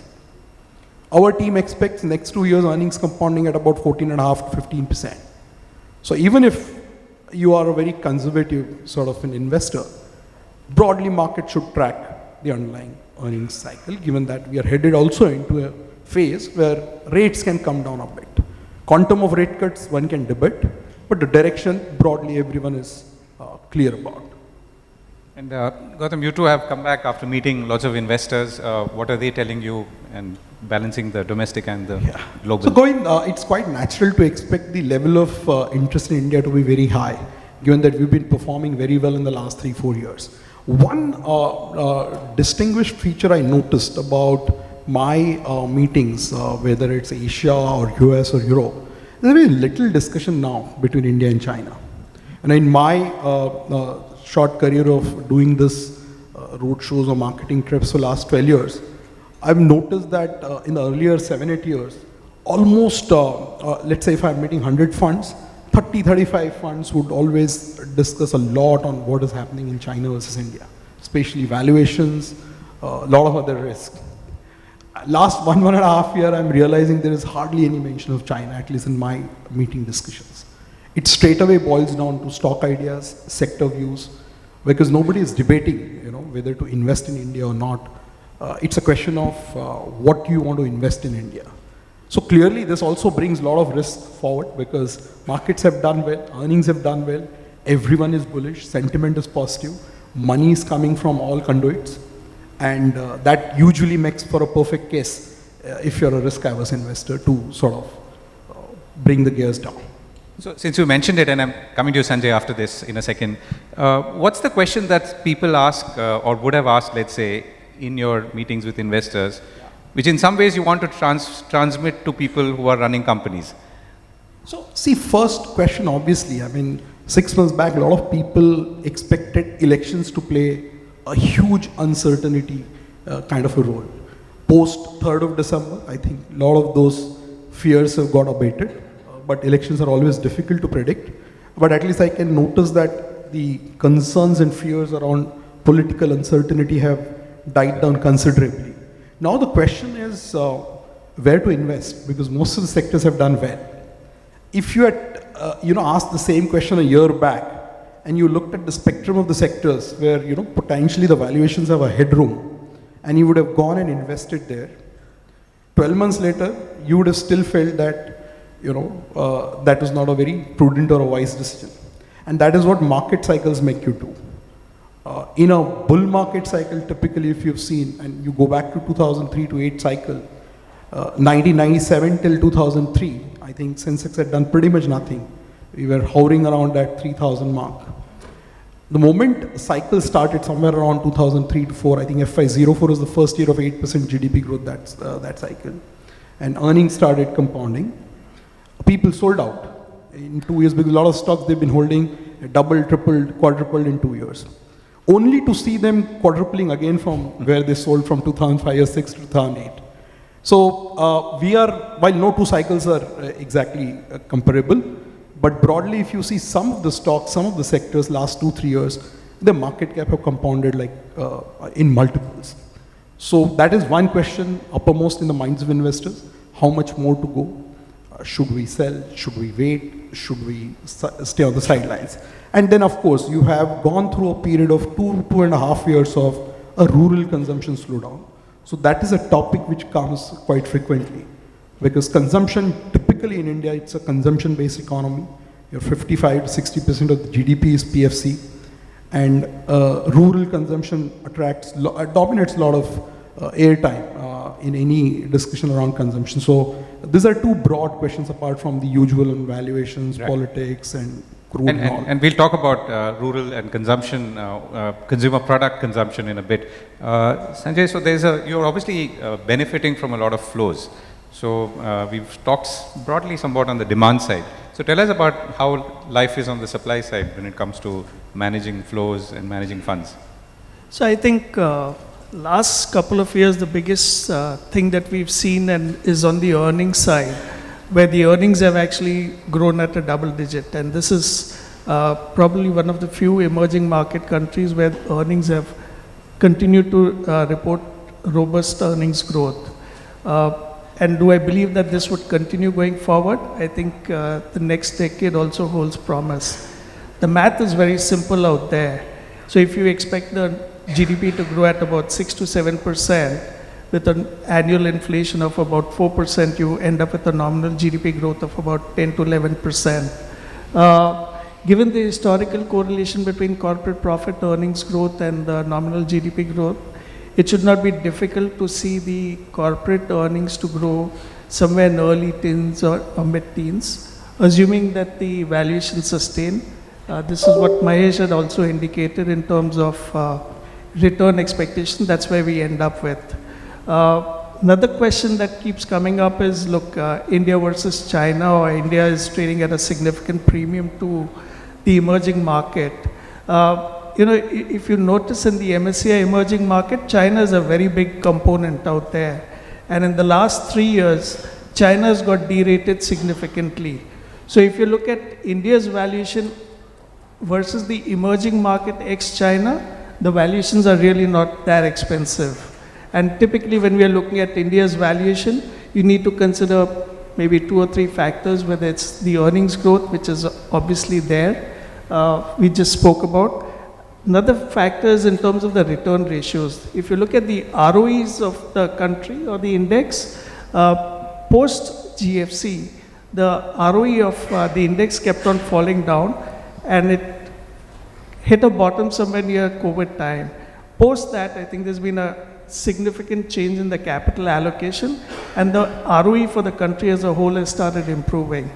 And third factor is, of course, when we look at global investors, they keep talking about, what's the market like? Well, Mahesh did mention that in MSCI global market, it's about 1.5%.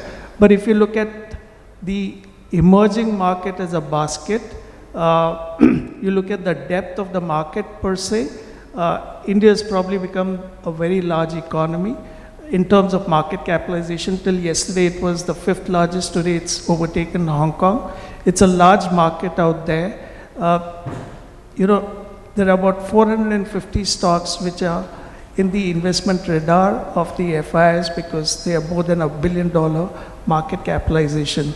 So from an emerging market perspective, I think it's a significant breadth of companies that we offer, both in terms of numbers and in terms of the sector diversity. And finally, people keep talking about India as an expensive market. Yes, I agree. Compared to the 10-year history, we are at the median. But you need to appreciate in the last 10 years, the entire dynamics of the country has changed. The characteristic of the economy has changed. We've become the 5th largest economy, and we're probably growing and probably becoming the 3rd largest in the near future. So that's an interesting dynamic that we need to look at. So tell us about flows, as in you're raising money from investors as a mutual fund. How are you seeing flows in 2024 in light of all of what you've said? So I think 2024, we have all the participants out here who can actually help us decide that. But, in general, if I look at the broader trend that we've seen in terms of the flows, it's been a pretty resilient flow. I mean, there have been policies which have unexpectedly led to significant flows into the mutual fund. And I can go back right to Demon, where all the money came into the banking system. We had the GST, which led to formalization of the workers, and again, the monies flowed through. Another factor is, of course, in terms of the inflation coming down, and because the inflation has fallen, your interest rates have fallen. So the alternatives which are available for the investors to invest in, I think equity really stands out there. So I think that continues to be a very strong factor. One trend that I've actually seen of late is the maturity of the investors per se who are coming into the market. They're really not looking at investing for short term. while the overall age of the investors come down, I think the maturity of the investors is very nice in the sense that they understand that equity is a risky asset, it is a long-term product, and they're also looking at goal-based investing. Finally, I think something which is not really acknowledged too much is, the distribution community as such, in the last couple of years have led a campaign of educating the investors in terms of long-term investing, and that has gone down well. And that has actually brought in a lot of confidence in the retail investors that mutual fund sahi mein sahi hai. And I think that trend continues for me. Got it. Okay. So, Mahesh made a point about the percentage of, assets that you put into mutual funds. I mean, in the context of overall financial assets. Now, this is a journey, obviously. I mean, we'll reach 20% maybe in, I don't know at what point. But what's your sense, Sanjay, just to come back to you? I mean, if you were to say 2024 would see the continuation of that journey, where do you think we could land? It's a very difficult question to pinpoint an answer on that one. But okay, so would you have a target? I mean, do you think there's a target? I can ask Mahesh that since he volunteered those data points. Go ahead, Mahesh, why don't you? Yeah, that 5% number becoming 20%, I mean. No, that's a long way off, okay. Yeah, if it were to happen, I don't know where the index levels, would be, I can't even imagine. But okay, let me rephrase that. Let me say, so this is a journey. So how do you see this journey continuing in 2024? Yeah, no, I definitely see, as you rightly mentioned, it's a long-term journey, and I'm just to give some specific numbers at a gross level. So in fact, this is something, a point that I make to a lot of foreign investors as well, that while India might be a low-income country, but it's a high savings country. And at a gross level, Indian households save as much as, in fact, they say maybe 750 to maybe $800 billion at the gross level. And the kind of flows that we are seeing coming into equity markets, which is a combination of through the insurance policies, through the mutual fund and through the direct stock investment, is maybe about 40 to $50 billion. So even from a flows perspective, not the stock perspective, just from the flow perspective, it's just about 5% or so of the flows, of the annual savings. So I clearly see that this number, can it be like 6, 7, 8, 10%? It can be. And we have several examples in other emerging markets, let alone the developed world market. So even in CY24, I clearly believe that, unless there were to be like a big shock, so what we have seen, as the behavior of retail investors in the past is that for small dips, we have seen actually the retail flow increases, unless there were to be like a big correction like what we saw in March 2020, which was a COVID-led correction. And then for the next 9 months, we saw the domestic investors showing negative flows into the market. So if something like that happens, who knows? But otherwise, I do continue to see a continuation of the trend that we've seen last year. Cool. Okay, so let me come back to you, Mahesh. So let's look at CapEx overall, since we're now trying to understand very quickly what is the constituent for, let's say, corporate growth. Or earnings growth, which in turn will drive markets, as I think we all agree now. So, if you were to look at capex for the industry, I think there was a chart that we were looking at earlier from Neelkant, which said that basically we've spent the last decade almost only trying to catch up with capacity, and now we're peaking out. So, what does that mean? I mean, does it mean that companies will now leverage once again? Does it mean that there will be more growth opportunities in companies for stocks? Yeah. I definitely believe so. So what has happened in the most part of last 10 years is that there was hardly any capacity creation, and we just consume the capacities that we created, say between 2005 to 2012-13, or so. And what that was a function of was that last 10 years we saw variety of things, starting with the bankruptcy law, the GST, the demon, the RERA, the NBFC crisis, and so on. So that was also a period of extreme, I would say, risk aversion in the economy, as a whole, and the same was reflected in the markets as well. That even the stock market investors, had seen so many real estate, infra, power, some cement, and some steel companies went bankrupt. So that segment of the stock market was considered to be like a no-go, right? And the investors were saying that just don't talk to me about these stocks. So just tell me, the stocks which I can buy and, sleep peacefully at night. And even if it means whatever crazy multiples, I'm willing to pay for it. And that's what happened. And that was the right strategy, because that strategy paid off very nicely in the last 10 years. And in fact, I can share this personal experience, because back in 2010, I was the consumer sector analyst. And when I used to pitch, certain FMCG stocks at 20 times P multiple, people used to say that 20 times P multiple for a company that's growing its earnings by 12, 13%, it's too expensive. I can't buy. The same 20p stock then became 30, 40, 50, 60, 70, and the EPS growth did not change. For the same EPS growth, the market was willing to pay higher and higher multiple because of the risk aversion, I would say, in the in the investment side of the economy. But that has now changed, and I definitely believe that now some of those multiples will be retraced backwards. May not be to the same 20p level, but much lower than where they are today. But on the other hand, the capex cycle, where we have seen, a big emergence, and some would argue that, some stocks have got re-rated already. But I would say that this is just the beginning, in my view, as far as the capex side, of the economy goes. The capex cycle, if we are assuming that it is now on the verge of taking off again, is a trigger for growth is my question. Yeah, no, absolutely. It is definitely a trigger for growth, because you need investments for long-term growth visibility, because you can consume only so much. So markets would like it, is what I'm saying, is that when a company says, okay, I'm going to expand my capacity from X tons to Y tons, therefore I see it as good news of growth and capacity, and therefore would invest in it, is my question. Absolutely, yeah. Yeah, I'm in complete agreement with what you said. Okay, got it. Okay, let me come back to you, Gautam. So let's look at consumer products for a few minutes. So the story now everyone knows is that there is a problem on the rural side, there is a problem on low value items, premium products are going. There was, I think, a question to that effect earlier as well just now.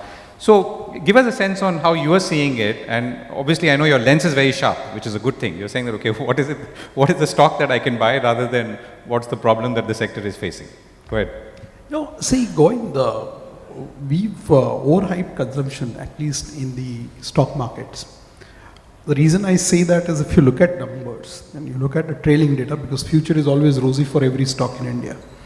If you look at the trailing 10-year data in Indian consumption, and I'm talking about staples, FMCG, low ticket products, there are hardly two companies which have grown their top line at 10% plus compounding. I'm not talking about volumes, I'm talking about top line. So that includes volume plus pricing, right? And for that, obviously, we've also gone through a period where GST was implemented, lot of cost efficiencies were derived out of it, which were not fully passed on to customers. And then you also had a period which coincided with premiumization, which automatically lifted your realization and helped your bottom line. So even then, the compounded earnings for staple companies on a 10-year basis is hardly 12-13%. Now that 12-13% was getting 60-70, as Mahesh mentioned, multiples. You have a similar sector, Indian IT sector. It has also grown earnings at a similar rate, 10-12%. Top line might be a percent or two lower because their sizes are very high now, at least the tier 1 IT companies. But when you discuss IT companies in India, moment their PE crosses 20, 21, 22, people start trembling. Right? Whereas for consumer stock, 50, 60 is par for the course, because people believe that the visibility of an Indian consumer using a soap or a shampoo for 50 years is there.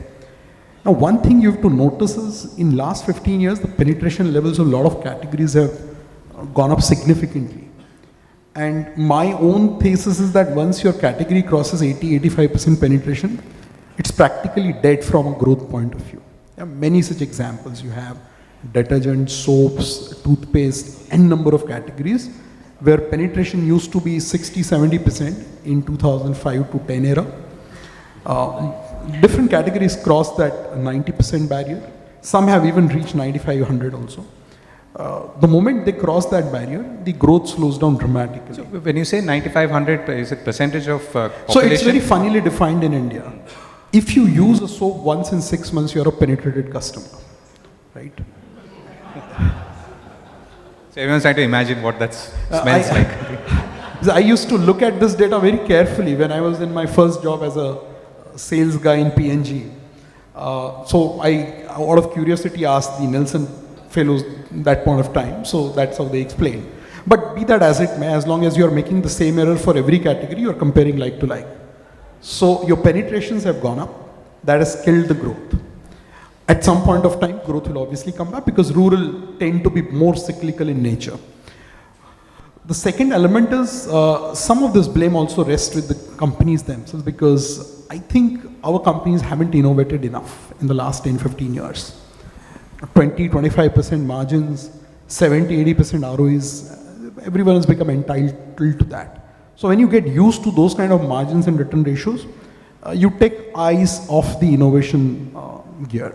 And that comes to haunt you a few years later. So I think our sector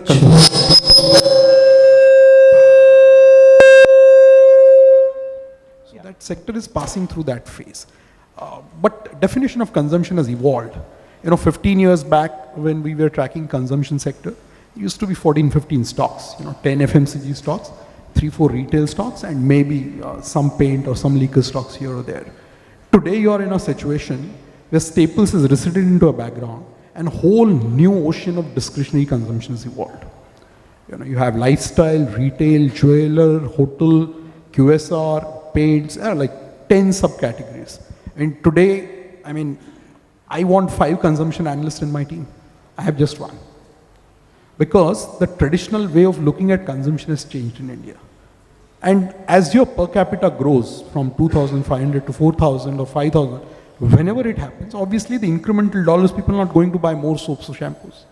People will splurge on some of the more discretionary items. Maybe you can include auto also in that, property also in that. Right? So the definition of consumption has evolved. You are seeing more new listings there.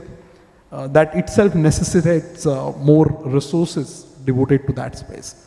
So when you spot stocks, and I'm going to come back to Mahesh in a second, when you look at stocks, do you look at companies who have a greater share or growing share of premiumization, or are you looking at companies which are pure premium products or services? So there is no specific rule that at least I follow. I look at anything which can make me money, right? So because there's no price in following a particular style. Yeah. Ultimately, the color of the money is same, whichever style you follow. I think in consumption, you have to look at the size of the price, right? If you are present in a bigger category, and that category, if it's also growing, then obviously you are a larger size of a growing category. The second most important thing is that do you have a leadership position in that category? There are some companies which have been enjoying monopoly status in India for 5 decades. Right? And they've been able to protect that citadel from competitive attacks for a fairly long period of time. So by virtue of that, they tend to enjoy a lot more premium despite the growth being slow. Right? So you have to identify first the category size. Is that category growing? And within that category, if you have a demonstrated track record of gaining share and growing ahead of the category, it all sounds very cliche, but over a period of time, if you are able to practice that consistently, you wouldn't have done too badly. So what's an interesting, so it's an interesting point that, you're saying the very basket of consumption stocks has grown quite dramatically, and in areas that we may not have thought of even a decade ago or a little more than that. What's an interesting consumption, let's say, industry or sector that you perhaps would not have thought of 10 years ago? This is only to think that when we look ahead, how we can think, more expansively. I would think it's jewelry, right? Obviously with all disclosure in place, the sector which we have liked for almost more than a decade now. Today you have 10 jewelry companies listed. 15 years back, or maybe very early into 2000, the only listed jewelry player was making losses. Size of the category itself is $80–85 billion, depending on which publication you read. And Indians obviously have a great affinity for gold. We consume around 700–800 tons of gold every annum. Out of that, 60% is wedding jewelry. And if we all talk a lot about demographics, youthful demographics, that youth will at some point of time get married. So that gold consumption to me in India looks like a relatively more stable and consistent category where people have created a lot of wealth over a period of time. Obviously, there have been many accidents too. So that's where you have to keep an eye on. Then, of course, there are a lot of new sectors which were hitherto not even listed. Footwear was, as a category, completely absent 10 years back. QSR started evolving post-2011. And today you have a situation where there are analysts covering only QSR sectors. So, and you were saying hospitals is another, I mean, not consumption, but, hospitality, hotels, I mentioned hotels, but hospital, I mean, you can't call hospital as a consumption, but yeah, I mean, even hospitals, you have 12 hospitals listed today. 10 years back, you had 2 hospitals. Today, you have a hospital company in the Nifty. Today, we actually, currently, as I speak, I have a separate hospitals analyst covering only hospital stock in the pharma team. So, I mean, the complexion of the market changes because you're now a $4.4 or $4.3 trillion market cap. And as you evolve towards $6-7 trillion market cap economy and market cap at some point of time, you will have 10 more sectors which we today are not aware, which will be listed and will have sizable market cap and would have created tremendous wealth over a period of time. Right. Okay, I'm going to come to questions in a minute or so. Mahesh, before we go there, you said that the sectors that you would have seen in the previous decade versus the sectors that you would look at the next decade, which I'm assuming is now or thereabouts. Tell us about what they could be and how they could be different. Yeah, so when we talk about capex or investment cycle, I'm taking into account a slightly broader definition, which includes private capex and private investments, and which includes real estate as well. Because if you look at the overall investments in the economy, or we call as like GFCF, the gross fixed capital formation, almost 40% of GFCF is in the household sector. So I would definitely say housing and real estate still is a very, very attractive sector. I would say we are in the 3rd year of the upcycle. Usually the real estate or the housing sector upcycle goes on for like 7-8 years. This time, my personal expectation is that it could be longer than that, so it could be like 10 years plus. And the reason is I see a very mature behavior from both the buyers and the developers and the sellers as well. So the whole segment, which is like housing related, and there are a lot of like derived plays in the building material segment as well. So in fact, just to add on to what Gautam said, in fact, and since you asked that question, which is the sector that you were quite surprised with. In fact, I would say that I was actually quite surprised when I met one of the sort of local fund managers that who covers cable sector in your firm, and I just thought for a moment, cables has now become a sector. Wow, so. And we have really seen, emergence of many of these building material becoming reasonably large sectors, or at least subsectors by themselves. So I think all the subsectors which are related to housing, building material, I think should do well. I would, also be very positive on the broader infra, and the capex side as well. Now, infra as a segment, had become virtually dead, I would say, in the last 10 years.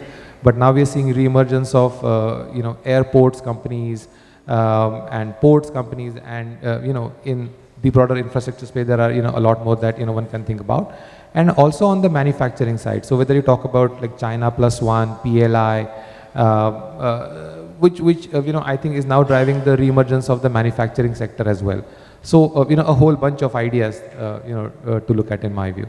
Okay, Sanjay, you want to weigh in on this sectors that you are looking at in the next year or so, and so I would say, are you also revisiting older ones, for example? That could also be an answer. Yeah. In terms of the outlook, in terms of the sectors, one major change that I see is the way the technology is disrupting a lot of sectors. I'm not really referring to IT per se, but the way the technology is disrupting the auto sector, the banking, the BFSI, etc., and the greenification of energy. I think that's an emerging sector which we are really looking at it on a structural basis. In terms of some of the older sectors, and this is something that I keep talking to my analyst, that we need to be a little more open-ended in terms of the way you're looking at it. At any given point, we would, of course, will have an opinion on all the sectors that we like, etc. But you also need to constantly re-evaluate some of the older themes which are there. I think if you recollect, and I think this is something that Neelkant also spoke about, sometime in October last year, we had an energy deficit, and we'll probably have another year or two. We'll continue to have an energy deficiency in the country. And the reason why it actually happened is we'd stopped investing in thermal capacities. We believe that our renewables would be enough to support the new demand which is there. Given the fact that we are expected to grow very strongly in the coming time, to ensure that we don't derail our growth, the government realized that we needed to set up thermal capacities. If you recollect, in the last 4 or 5 years, there have been no thermal capacities. The moment there was a realization there's an energy deficiency, the government came up with a new thermal capacity plan for the next 7 to 8 years. And all of a sudden, you have a sector which is actually woken up. So you have the utility companies doing well, you'll have the manufacturers and the distributors, etc.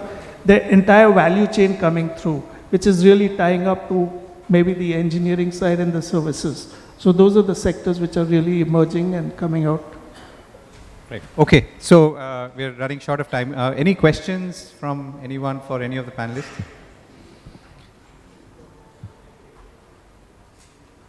Yes. So I'm going to collect questions. So go ahead. Yeah.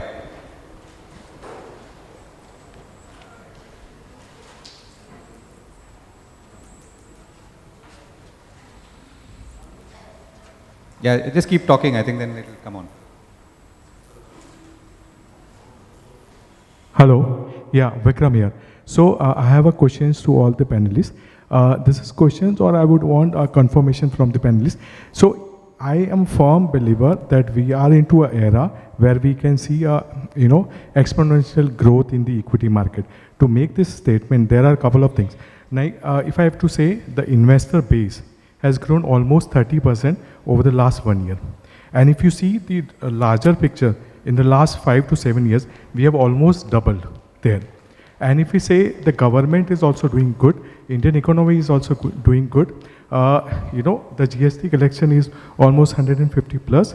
At the same time, though we are expensive compared to the emerging market, but if we see the earning growth wise, then we are relatively, fairly priced. And, overall the government level, we have a fair, obviously the stable government. At the same time, we have almost 80 to 90% capacity utilization. We are power consumption is also almost at an all-time high. And obviously, looking at the the growth, if we say in the next 3 or 4 years, if we continue to add this kind of investor base, obviously this will support our overall inflow to the equity market. So can I say that we are missing the larger pictures, and the picture will be, what we are projecting, it's bigger than that? That's my question. Okay. Okay. Let me pick up 1 or 2 more questions. Yeah, go ahead.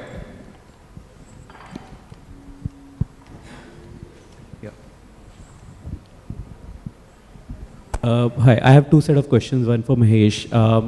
So generally we talk about equity market, and there is a lot of complacency in India with respect to the prospective or incremental return which we are expecting from equity market. Now, one of the fears which we have at times is that so we all talk about India becoming 4th biggest market, but we miss whom we replaced, and it was Hong Kong. And if you look at Hang Seng, it's almost at a level at which it was in 99. Somebody who would have invested $1 at that point of time after 24 years or 25 years is looking at 0 return. So what can lead to India becoming like that? So basically my question is about understanding the risks which we're not talking about here, because I think at some point we overmarket ourselves to ourselves, and that creates a sort of complacency, and which makes us feel a little scared about how things can pan out in the future. So that is question number 1. Second question is about what Mr. Sanjay mentioned about the correlation of earnings with nominal GDP growth. But if we go back in time, pre-COVID, our nominal GDP was consistently above the earnings. I'm looking at only Nifty 50 EPS. So if that correlation didn't prevail at that point of time, what gives us a confidence that going forward that correlation will prevail? Okay, who wants to go first? Yeah, Mahesh? Yeah, okay, so since you kind of directly... I think the question, the first one was, anyway, you don't have to take it, but I was trying to understand. So were you saying that supply-led demand is alone not enough, supply of fresh investors and fresh funds into the market? Is growing, yeah. So and there is fresh supply. So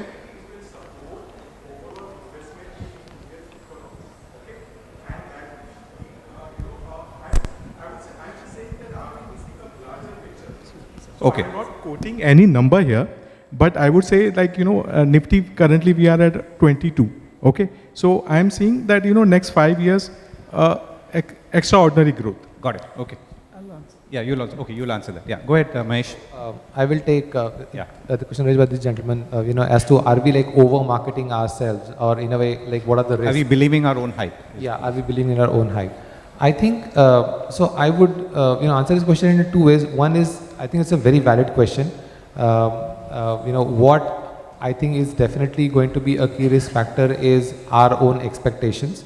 Because, as you rightly mentioned, we are marketing, ourselves, and this is something that we, as in, when I say we, I'm talking about like, we as in Indians, haven't really done, in the past. And I think it probably also shows, to some extent, the growing level of confidence, in our own capabilities. And I would say it's well backed by what has been delivered also. Over the last 5 to 10 years.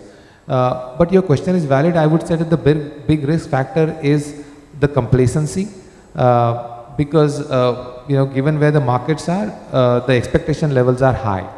And I think what can be a big risk factor is the disappointment, on those expectations. So we clearly have to make sure that the earnings growth that the market is expecting, the world is expecting, the investors are expecting is actually delivered, because a small level of disappointment on earnings delivery can actually cause large corrections in the market. So that I think is clearly one big risk factor to keep in mind. But if you take that out, and you might say that this is a typical bull market talk that I'm giving, but I really see that from the fundamental sort of point of view, there are lots of factors which are supportive of growth surprising on the upside than on the downside, according to me. And you mentioned about some of the charts that were shown earlier, and I didn't see it, but I presume it referred to the Indian corporate sector debt to GDP ratio today is at an all-time low. We have seen a massive deleveraging at the economy level. See, over the last 10 years, many countries in the world took advantage of the very low interest rate environment to lever up materially. India was one of the very few countries which actually saw deleveraging. And in fact, if you look at the banking sector today, the tier 1 capital adequacy ratio is at the highest level that we have seen in the last several years. So banking sector seems like very solid, very strong. Corporate sector is under leveraged. And we are seeing some signs of uptake in the housing and the other sort of investment side, which is just the beginning of the risk appetite, I would say, in the broader economy, not the market, but the broader economy. So I would actually say that there are a lot of risk on the upside as well. And maybe I think this was something that one of the previous sort of person was asking, that can there be substantial returns and substantial growth from here on, and are we underestimating growth? There is a good chance that we are underestimating growth as well. I would agree with that thesis. Okay, Sanjay. So this is referring to your nominal GDP versus the growth in the corporate profit. What I was really referring to is in terms of the long-term trend. In the short term, you will have some kind of a dislocation happening, and typically these dislocations happen when structurally the economy is changing track. So if you realize that in the last 4 or 5 years, there's been a significant focus and change in the focus towards setting up manufacturing base, etc., in the country, and that's what led to a dislocation between the nominal GDP growth as well as corporate profit. The important question is, going forward, how are you looking at it? I mean, are we going to see any major structural changes, etc.? One positive aspect is what the Fortune 500 companies are following, what I call the ABC strategy, that is anything but China, which actually India can be a big beneficiary. We can keep debating whether we're going to get everything that China does.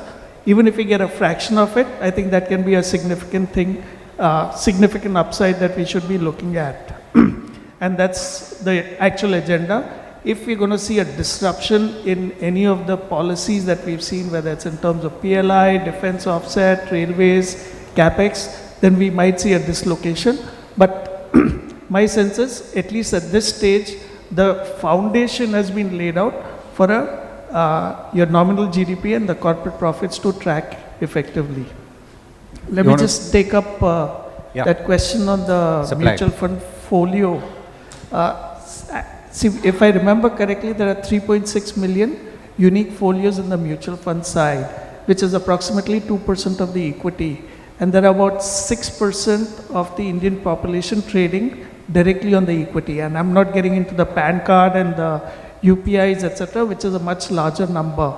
So if I have to look at it in terms of the potential of the mutual fund, I think we can easily see tripling of the mutual fund folios during my lifetime. And that can be a substantial opportunity per se for the mutual fund side. So you're saying there are only 3.6 million unique investors in mutual funds? Which is about 2% of the population. Okay. And what would the figure have been, let's say, 2 or 3 years ago, pre-COVID? So it would be about 1.5, 1.6%. Okay, so it's more than doubled in just this period. Okay. Some more questions. Oh, sorry, Gautam, you want to weigh in? And then some more questions and then we close. See, whether you under market or over market is a function of your time horizon. If your time horizon is 12 months, obviously you stand the risk of losing some money.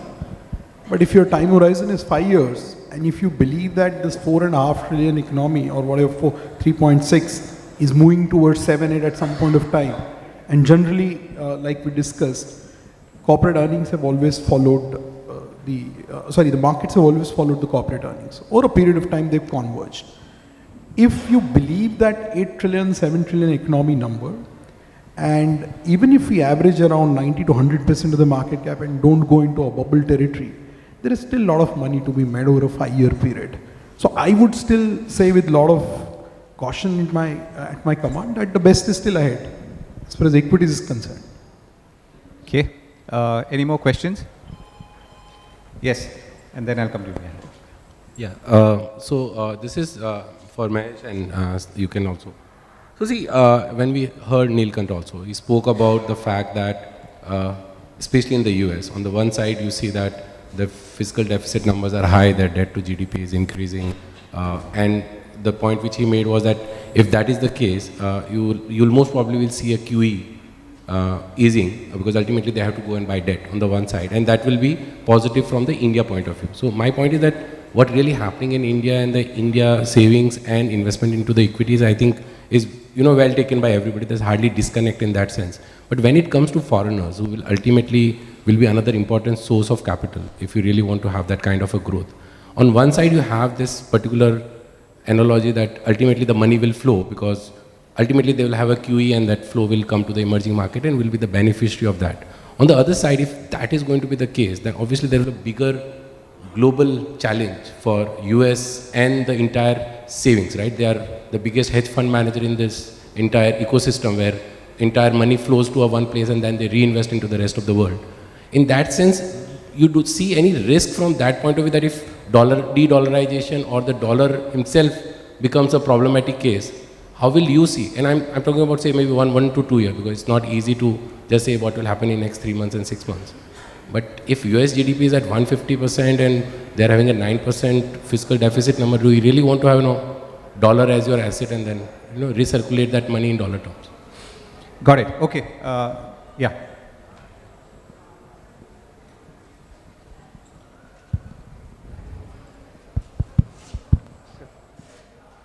Yeah, hi. PSU valuation is justifying at current level? Sorry, what valuation? PSU. PSU valuation. Or it's a liquidity driven? Okay, I'd love to answer that, but anyway. Mahesh?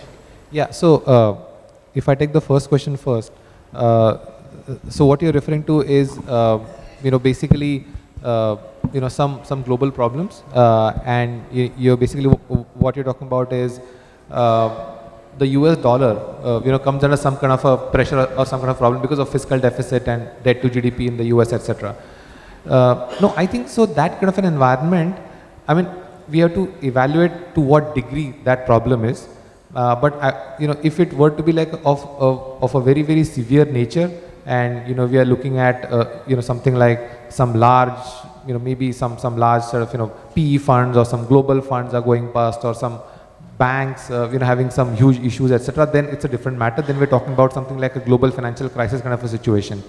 But if you're talking about a moderate weakening of the US dollar currency, which is what actually our base case is.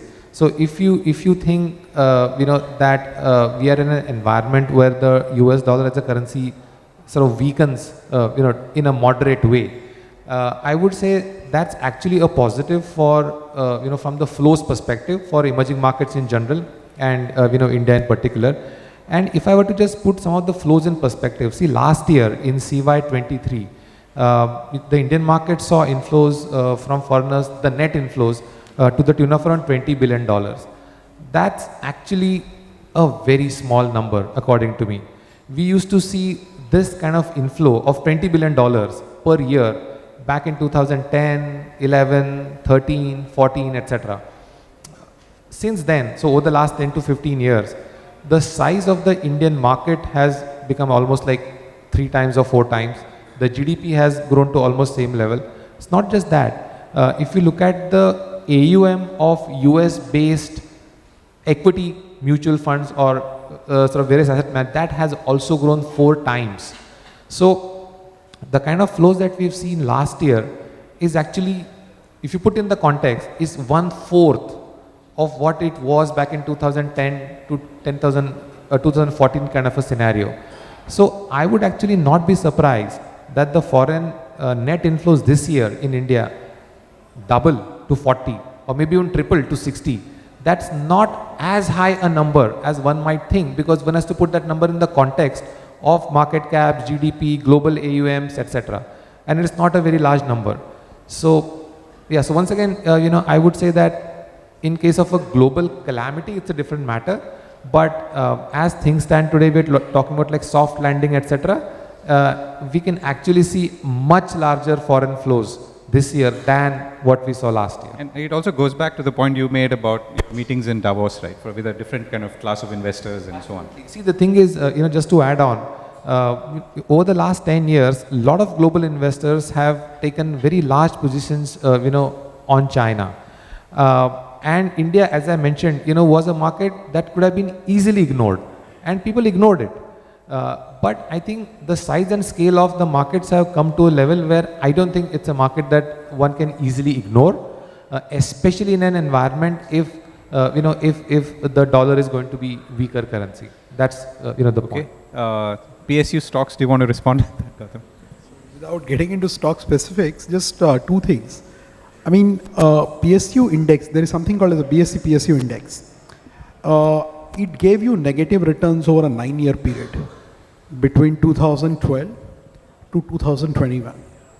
Okay? And earnings had remained stagnant, or maybe 5 to 6% lower, because you went through that period of dislocation in PSU banks' balance sheets. A lot of PSU banks reported losses. If you look at the numbers, 2018 was the peak of the banking losses actually.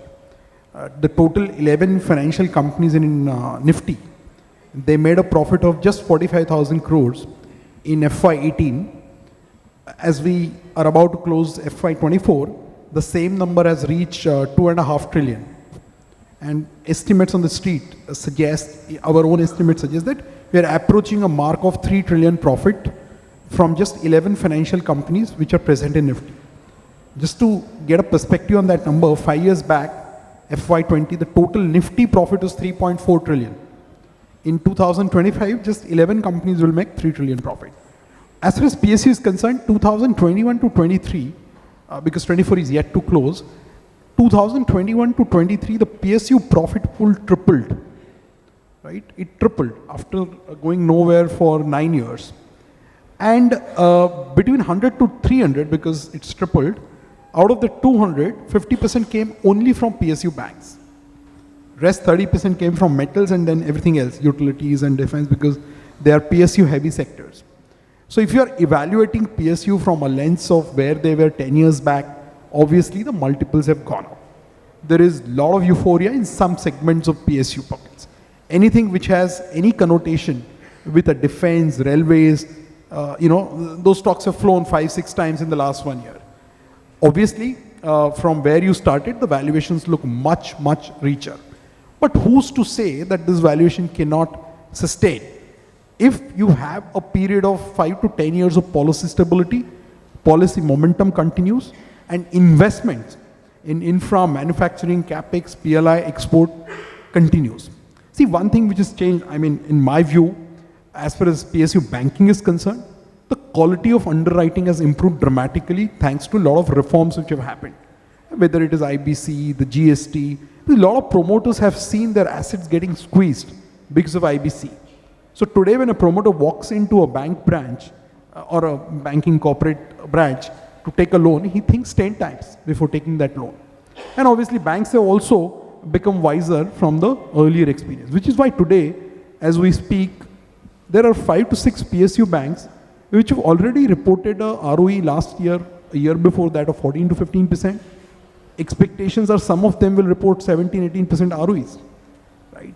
So taking a view on PSU as a basket is very difficult. You have to look at, bottoms up, sector by sector, stock by stock. But yes, I do accept that the valuations over the last 2 years have compounded crazily. As an asset class, this has not been in favor. In fact, our founder publishes a study, the wealth creation study. There is one slide every year in that, which just delineates the wealth destroyed by PSUs. Right? There is a nice chart there of last 25 years. In the last 2 years, that chart has turned around. And PSU as an asset class obviously come into fancy. There are a lot of theme-based funds which have got launched in the domestic asset management industry. So yeah, it depends on what your view as far as policy is concerned, because they are obviously dominated by sectors where government plays a very, very pivotal role. So if you have a policy stability and policy momentum maintained, but we all have learned that market sometimes can stay irrational longer than we can stay solvent. So that can play out in PSU also. Okay. And half our sponsor today is a PSU, so we should be kind to them. Not to forget. The dinner that you will have will be half paid for. Anyway, so we've run out of time. So I'm going to quickly, I was asked by our organizers to ask some rapid fire questions. This won't obviously be a, Karan Johar kind of thing, but let me try and bring it to this thing. So let me start with you, Mahesh. You can, if you skip that question, I'll ask you another one, okay? So you'll have to... Sanjay. Okay, I'll start with Sanjay, since he's the host. Sensex on April 1 and Sensex on June 1, 2024. Or Nifty, choose. So tracking the corporate earnings growth. Okay. No, I'll ask you a different question. So one thing, Gautam, that you got right, that you feel, it could be a stock or a sector, that you will want to tell your grandchildren about. Stock or a sector? Titan. Okay. With all disclosures in place. Okay. Mahesh, same question. So we have a formal target for Nifty, not for Sensex, for December 24, which is 24,000. Okay. Yeah, so that takes care of April and June. Okay. So one stock that you will, or sector that you will want to tell your grandchildren about. So stock I cannot talk about because of compliance reasons. Sure. For grandchildren, that's a big one. Because the big theme that we are talking about is the capex, which is more cyclical. So that's not. So you're giving me a very long answer. I want one answer. I think that's a very tough one.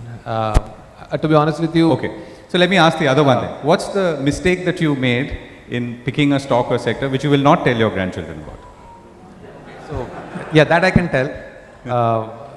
Yeah. So the one thing that I got completely wrong over the last 10 years is.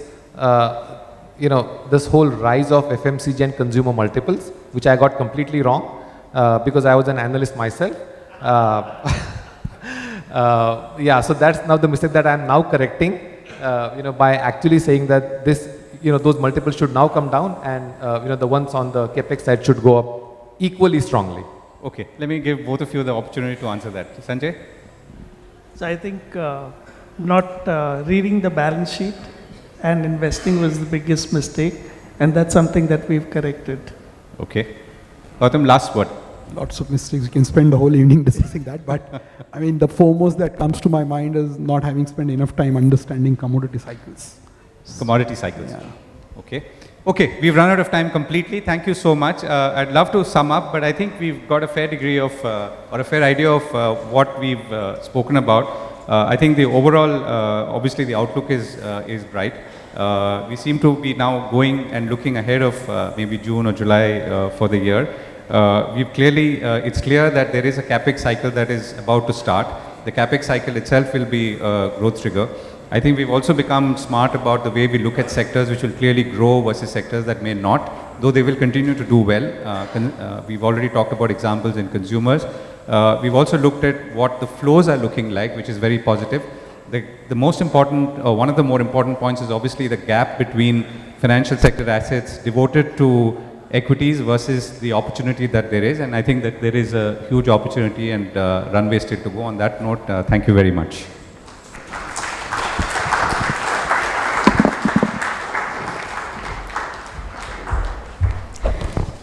Thank you so much. Well, actually, that was very interesting, but also you ended up with a fun rapid fire to lighten up. But yes, I would now request Mr. Suresh Soni, CEO Baroda BNP Paribas, to please come on stage and extend a token of gratitude for all our esteemed panelists and our moderator here. Let's give them once again a huge round of applause.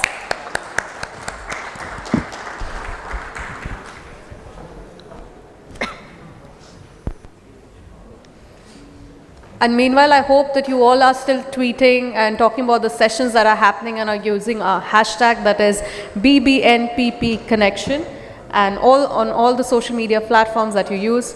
And please do not go anywhere. We have another panel discussion right after this.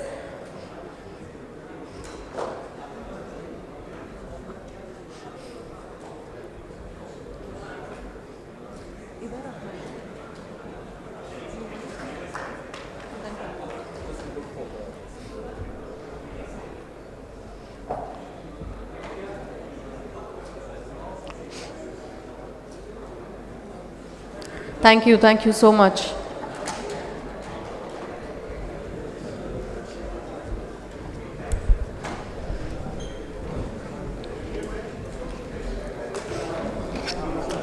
All right, so now shifting our focus to the intricacies of bond markets, we have an insightful panel ready to unveil the roadmap for 2024. I would like to invite all our experts to navigate us through the financial landscape, providing valuable perspectives on the year ahead. To start with, I would like to welcome our skilled moderator, Mr. Sriram Mahadevan, who will guide us through this financial journey with expertise and finesse. I'm actually going to wait for everyone to settle, and then I think I should welcome him on stage. I'll invite him. Requesting all of you all to please settle down so that we can begin with another panel session.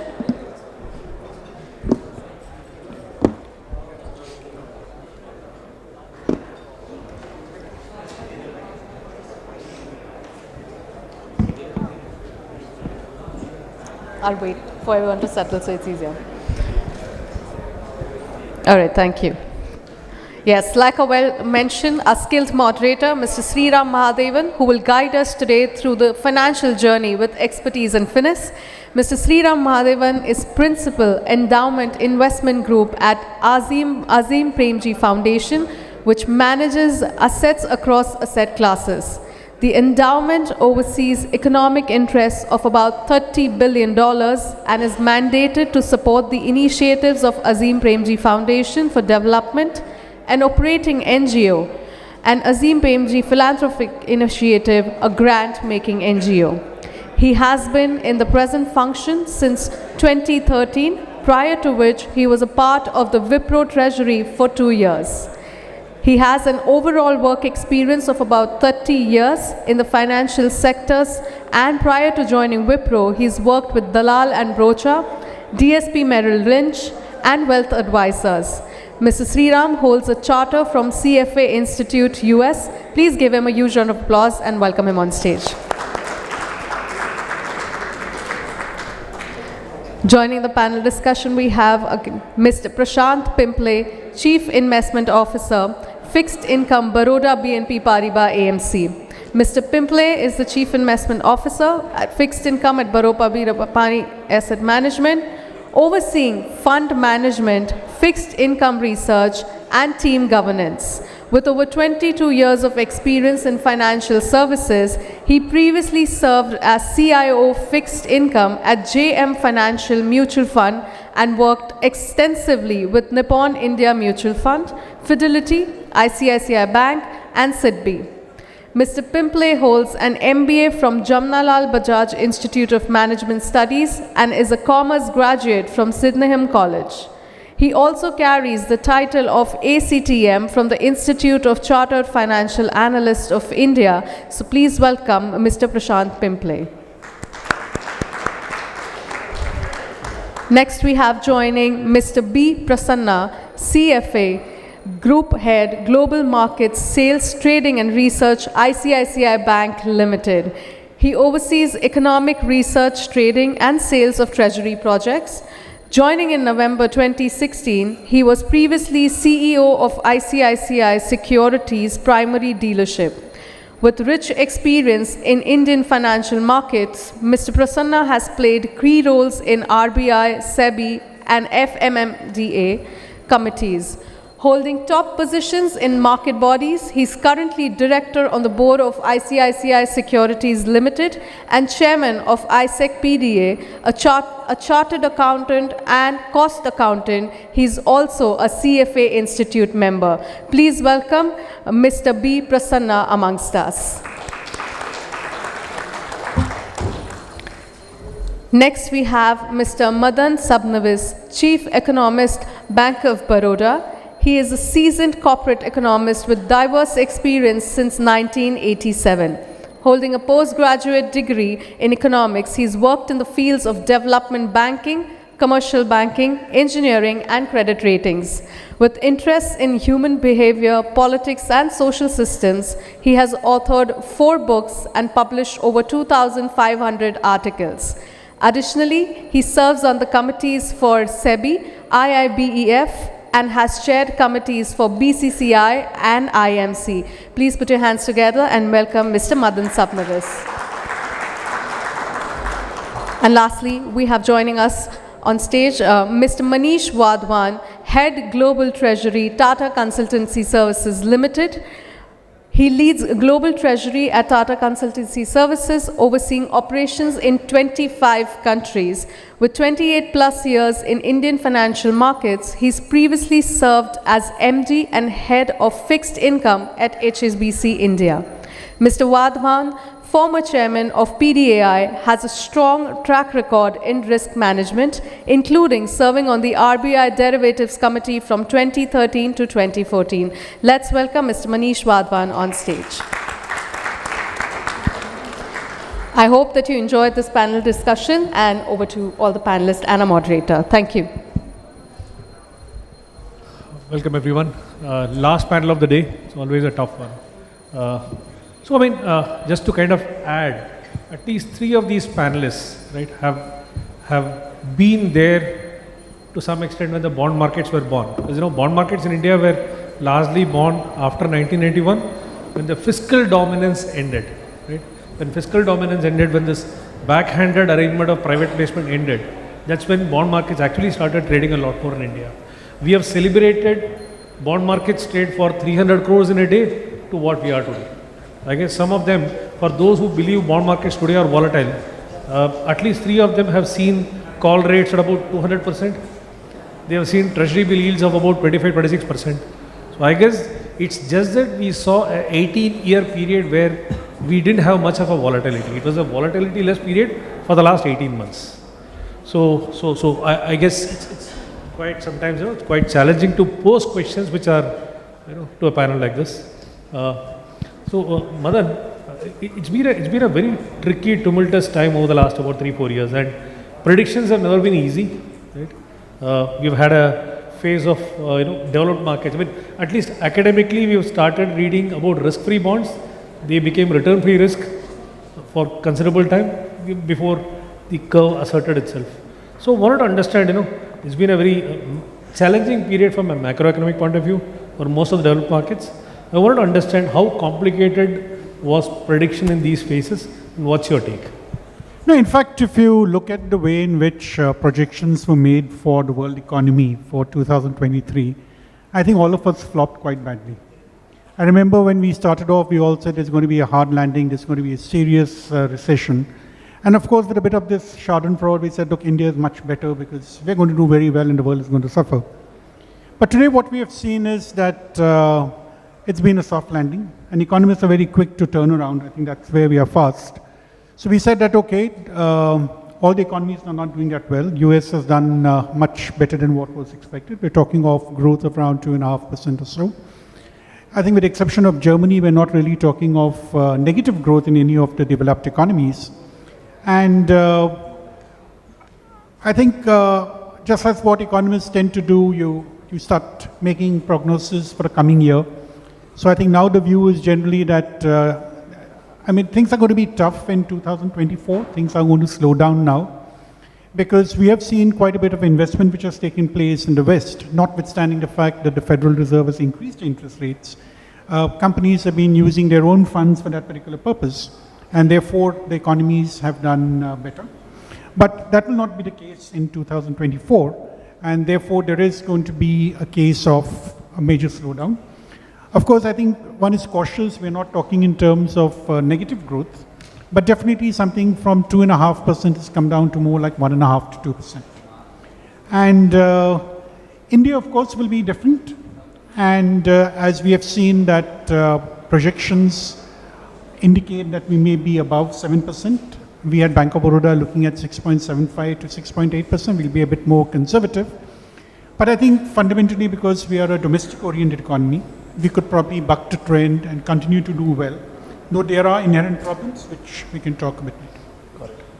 Got it. Dwelling on, US is one super boat that kind of lifts and shapes, world economy or world growth to a large extent.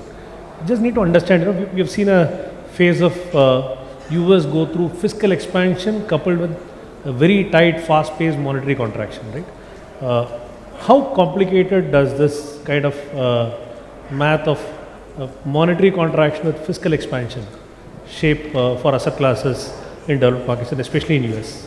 So actually, if you look at what the US did during the time of pandemic, and I think this was a case of all the developed countries, they actually went in for fiscal expansion. There was cash given to households. And I would be very frank to say at that point of time, I felt that the Indian government didn't do enough. And we tried to do everything through the banking system. So we actually saw lots of schemes which came out to try and revive or sort of support the vulnerable sectors. We didn't really see too many cash handouts, even though we still did run a very high fiscal deficit. But now when you look at the US economy, you've reached a situation where inflation has gone up, and we saw that in 2022 commodity prices went up. So there was global inflation, so therefore we saw this process of increasing the policy rates across the board. Maybe except Japan, we have seen interest rates go up. And it's going to be a bit difficult for them to roll back on their fiscal side. So while even a monetary policy is going to be rolled back, we are all expecting interest rates to come down. We understand that would be step by step. It's not going to be done in a hurry. And fiscal rollback will, of course, be more challenging, which means that there will be intrinsically certain inflationary forces on the demand side which will remain. And I think the slight difference which we have here in India is that when the Federal Reserve went up from close to 0 to 5.5%, it was something abnormal. Whereas if you look at what happened in India, 4% was abnormal. Today we are at 6.5%, which is probably the average repo rate which we had in the last 10 years. So I think it's much easier for the Reserve Bank and overall the Indian policy makers to go back without creating too much of disruption in the system. Now, how, Prasanna, just jumping on to you, how complicated is this? You're currently seeing a balance sheet contraction and kind of going to see a monetary expansion by, I wouldn't say money expansion, but soft rates going forward, coupled with fiscal expansion. How complicated does this math devolve when it comes to asset prices? Because very often US, not just geographically, right, even monetarily is separated from the rest of the world by two oceans. So I don't quite think they really have a bearing on, at least from their policy point of view, they will not bother too much about what's happening in the rest of the world. So, yeah, before I answer that question, I wanted to just bring out one fact that you said 3 out of the 4 right. have lived to see have been right from the 90s. Time travelers. So I really don't know which of the one that you're leaving out, and all of us are busy guessing that. So very interesting point. But we try to believe that we're all young and we have not been there at that time. But anyway, so I think your first question was really interesting. In fact, it's one of the points that I've been thinking about is that everybody worth his salt has actually predicted the ongoing recession, so to speak, right from last 1 year. And the fact that inflation will fall and Fed will cut rates and all that, the same thing that we are hearing now and people are questioning is what we started the last year with as well. And I think the reason why we actually, most of us got it wrong in our predictions was because of the fact that we didn't realize that monetary policy was trying to solve a fiscal problem. And with the kind of fiscal expansion that we have seen in not only the US but in the European economies and in other economies, the kind of fillip that it gave to growth was just humongous. And also add to the fact that the labor market was so tight because of immigration and those kind of issues out of the US, we didn't see all of this coming. But hopefully, as we speak right now, I think with inflation, at least on a run rate basis, though it's still not on a Y-on-Y basis close to 2%, which is what the US Fed is targeting, but on a run rate basis over the last 6 months, it's close to 2.5 or so. People, kind of hope and think that the Fed will be cutting rates soon. And this year, I think, like you rightly said, the challenge is again going to be very similar in nature as to, I would say there's a lot more policy volatility this year than there was last year. Because once we saw the trend last year, I think most of us knew Fed is going to hike every meeting. But this year, the interesting thing is it's now trying to guess what is there in the Fed's mind and in the governor's mind and in the various people's mind.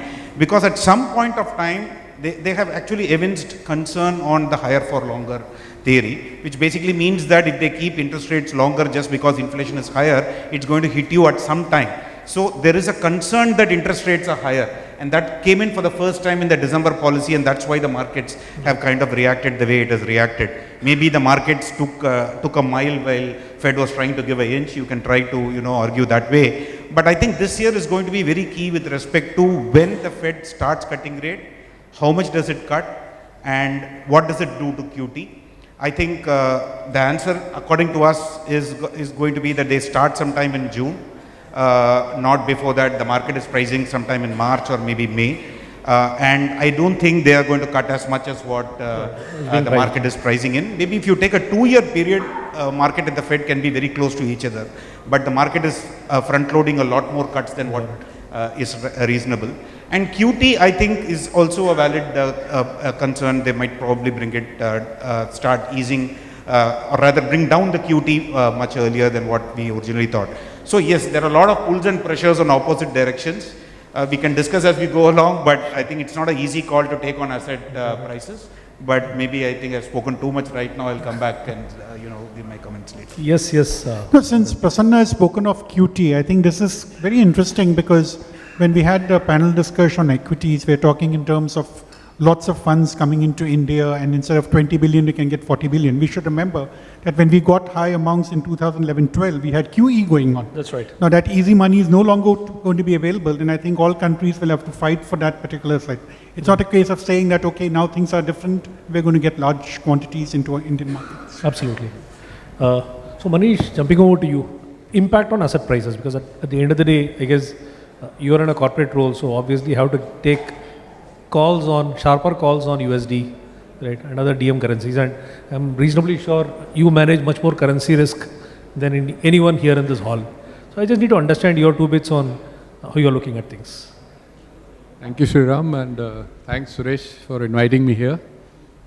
I first of all thank everybody. I think I can see 80% of people still sitting. I thought debt markets, 50% would be away after equity, but great to see you all. we would like to, create as much interactive session as possible. Coming specifically to you, Shriram, I would like to mention some things. We always talk about that we learn from our past history, and for last 28 years in markets, I have only learned one thing: hindsight is the best sight. You can always think about why did this happen and what would go on. It's really, really difficult to predict the way things are, but I would like to point out some factors which have gone in the last 1 or 2 years and what do we think. Yes, at TCS, my organization, the exposures are very large in terms of currencies. So we give a lot of time and, deliberate into strategies. The most important thing which is being talked about in the last 6 months is Fed is going to start cutting rates. I think it's a consensus call. Fed has come in December and in November and said it, that they are going to cut rates, so we should take it on face value. Whether it's 100, 125, it's anybody's guess, could be 150 also. The analysts on the street are talking about between 100 to 175 basis points. So one thing is definitely sure, that Fed is going to cut rates, but I think why is it coming? There are a lot of changes which have happened in the last 6 months. The inflation which was feared going so high, and in October, the theme was rates higher for longer, and suddenly in December things have changed completely and saying that we are going to cut rates very, very sharply.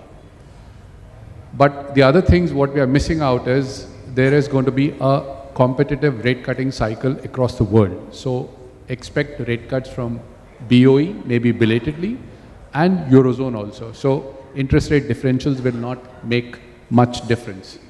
So coming back to your USD question, that is one of the most important factors, and because equity market analysts and everybody talk about it, and flows are important. I'll give you a quick perspective of what has happened in the last 10 years in US. There is a complete underestimation what has happened after global financial crisis.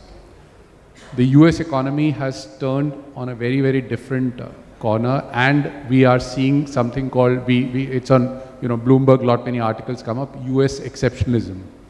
They have changed their policies in terms of, if you think about the most important things, they have tweaked their fiscal policy, they have given tax incentives, they are trying somehow or the other to provide or to bring in more capital into US, into investments, and coincidentally, because of this, a lot of US dollars are flowing back into US, which is evident in the returns on equity markets also. It's a very inward looking thing which they have done. Their external account is only 10% versus 40-50% of Eurozone or other countries.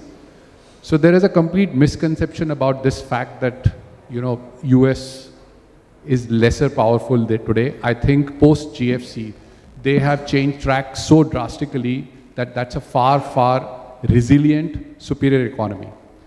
One of the other things which changed was they have become net exporter of oil. So energy security, they have completely turned around. It is the only economy, the shale revolution, what we talk about. Beyond that, I'm just, seeing all these factors because the most important thing which people are asking is how much USD is going to depreciate or weaken, and how many flows do we get. Because of all these factors what I'm laying down, I think historically just copying pasting that DXY long-term averages is 95, so we'll see a 5 to 7% depreciation more. I think it will be a mistake somewhere to expect that kind of dollar weakening across the world. This is also coming from the fact that Eurozone is not doing so well. If we are talking about a recession in Germany, or for that matter, if you look at what is happening in the UK economy, growth is at 0 and inflation is at 7. So on what basis GBP should strengthen? Lastly, and but quickly, there was this perception that, China would come into play and CNY would become the currency of choice. But ultimately what I'm trying to say is there is a TINA factor playing up. At this point of time, dollar is king, and the assumption what markets have that dollar would weaken very sharply, I personally feel it may not materialize as much as markets expect. I think I'll leave it here. So I think Manish brings in a great point. The formula thinking is to say that once interest rate cut starts, dollar will weaken. So, but I think this year it can play out into two parts. The dollar weakness story can still start when Fed actually starts cutting rates. But before that, I think the relative strength of the US economy, though it's slowing down less than, like Manish mentioned, how much Europe and other economies are slowing down. So you might have people talking about dollar weakness, but not yet coming through in dollar index still, but maybe at a later stage. It will start out at some point of time when the relative, when 5.5% one day yield goes down to something like 3.5 or 3.75, that's when the real dollar weakness can, or the expectation that can start. Yes. Yeah, just one quick point. I think one thing which we can take for granted is that it may not be a dollar appreciation. I think that is something which affected us a lot last year for a large part of 2023. That's something which definitely will not play. Now, whether the dollar euro will go to 110, 112, 115, I think that would be a matter of debate, depending upon at what point of time we see the Federal Reserve lower the rates. Got it. The interesting point which comes out is, when it comes to financing gap, oftentimes, it's not an absolute amount, it's always a vector. So there are times where financing a $30 billion would be a struggle, whereas there are times where financing even a $60-70 billion would be with ease. Now, at a time that we are seeing, US kind of go through a phase like this, what would be the best course of action for an emerging market, especially India? How would you kind of pace India's fiscal policy? If you are a policy maker, what would be the best strategy that you would kind of look for? So actually, if you're looking at India, for example, talking of fiscal policy, I think one thing which is very clear, something which has been reiterated by the government and the finance minister repeatedly, is that we are on the path of fiscal prudence. They're looking at that 4.5% fiscal deficit number. That is kind of sacrosanct. So I think in a couple of years' time, we'll be reaching that particular number. But is that the ideal kind of number? I think we should remember that we have always been targeting 3% of GDP. Today, we're actually saying the best we can get to is 4.5%. So the journey is much longer. So forget about the interim budget, but I think when we have the final budget coming up in June, July, or whenever it comes out, I think there will be a continuation of moving, starting off with the fiscal deficit number, trying to reduce it, and accordingly then see, depending upon what kind of growth assumptions we have, the kind of revenue which could be garnered, and accordingly you place what your expenditures will be like. One thing we should remember is that the Indian government in particular has gotten a lot of flexibility on account of COVID, because if you remember, our fiscal deficit number was always in a single digit number. I think during the COVID, we actually increased it, and today when we are saying we are at around 6%, and we are talking of a large size of the economy, you are able to borrow, have a fiscal deficit of 17 to 18 lakh crores. Now, today, if we're going to talk in terms of reaching a 5 trillion economy, ideally 5 trillion, 7 trillion, all these fancy numbers are spoken of in conferences. But if you're talking of a fiscal deficit number of 3%, we will actually not be having a absolute number of 17 to 18 billion dollars. It will be much lower than that. I think that will be the challenge for the government as to how do we manage your expenditure. Today they're able to do everything. I have a lot of capex. I'm able to spend on social welfare. I think it's one of the biggest spenders on social welfare. Everything is possible because I have a larger fiscal number. That kind of comfort will be disappearing as we go ahead. But Madan, the 3% that we kind of touched in 2007 was primarily because of growth overwhelming our ability to spend. So if you kind of look at it, democracies in emerging markets, or probably democracies globally, right, finance their way out of a fiscal gap only by growth, which essentially means, as long as growth is intact, it's not a desire. I think it's a byproduct of a growth, right? Yeah, absolutely. So actually today we say that when growth takes place at an accelerated pace, there's automatically a tendency of buoyancy in terms of tax collections. Right. And therefore you will be able to garner more resources and you will be able to keep your borrowings under control. But the conundrum is that there are limits to which your elasticity can actually change. Like for example, today, we are not talking of a 20% growth in nominal GDP. Even the equity panel was talking of 10% growth in nominal GDP. So if you're having a 10% growth in nominal GDP, your taxes are not going to increase by 20%, they're going to grow by around 11 to 12%. In which case, there's a certain kind of limit which is there to the extent to which you can get internal resources. You will still have to depend a lot borrowings. That's where the conundrum will arise. Got it. So is public capex going to be a casualty in this? The kind of public capex growth that we have seen in the last 2-3 years? See, I think this will be a major task for the government, because today, as I told you, we're giving free food. There's a large amount of subsidies which are being given. You're spending a lot on water, electricity. In fact, interestingly, if you look at the Niti Aayog report, which spoke about how poverty level has come down in India, it's primarily because of the welfare state. True. Every parameter on which we have improved has been financed by the government. True. The question is that if I have a fiscal constraint, there's an automatic limit to which I can garner revenue in the form of taxation. True. Then can I actually continue spending on welfare as well as capex? We should remember that capex is actually only 10% of the overall capital formation in the country. Right. We tend to overstate it. We keep saying that the government is driving the economy, driving capital expenditure. The private sector has been sitting smug for the last 5 years, because if I don't see an ROI, I do not invest. True. So actually I had a contrary view to what the equity panelists were saying, that they gung-ho about investment increasing, private sector investment increasing. Look, in 2018-19, if you had called me here, I would have said, look, private sector is not investing because consumption is not rising. So that problem remains even today, because we're not creating enough jobs. So the heavy lifting is being done by the government on account of this, and there are limits to which the government can do. The states are cutting back on the capex because they are constrained by the fiscal deficit number. Today, if the government of India has a 6% fiscal deficit, maybe some of the economists will crib saying that the government is spending a lot, but there's no physical constraint. States can't go beyond 3.5%. Got it. Thanks. Prasanna, you would like to add anything on the fiscal side? Democratic forces are underway. So. No, I would just say that, no, I don't know what you exactly mean by democratic forces, but I mean, to the extent that 40-50% of the population in the world are going to vote this year, I mean, beyond that, I'm not able to figure out. Maybe what you mean is that there is a lot of fiscal spending which is happening and hence a lot of borrowing. But I would say, I would kind of agree partly with what Madan had to say, and I also have to agree a little bit with what the previous panel said. I think a lot of heavy lifting has happened from the government side, but according to me, I think capital expenditure spending by the private sector has actually started. So to some extent, some crowding in is happening from that perspective. But going forward, you can't keep growing your capex at 30%, 35% every year. So next year, you're going to see some growth, maybe 15%, 20%. So the second order derivative is going to be lower. I mean, you will grow at a much lower rate, but it's nevertheless be a growth. Got it. Sorry to butt in again, because I think it's very tempting when Prasanna says that private sector investment has picked up. Because if I look at CMA data up till December, it says that private sector, I mean overall capital intentions, that is not actual investment, is much lower than what it was last year. 80% of that intentions is coming from the airlines industry. Air India and Indigo are saying we're going to buy 500, 600 aircrafts.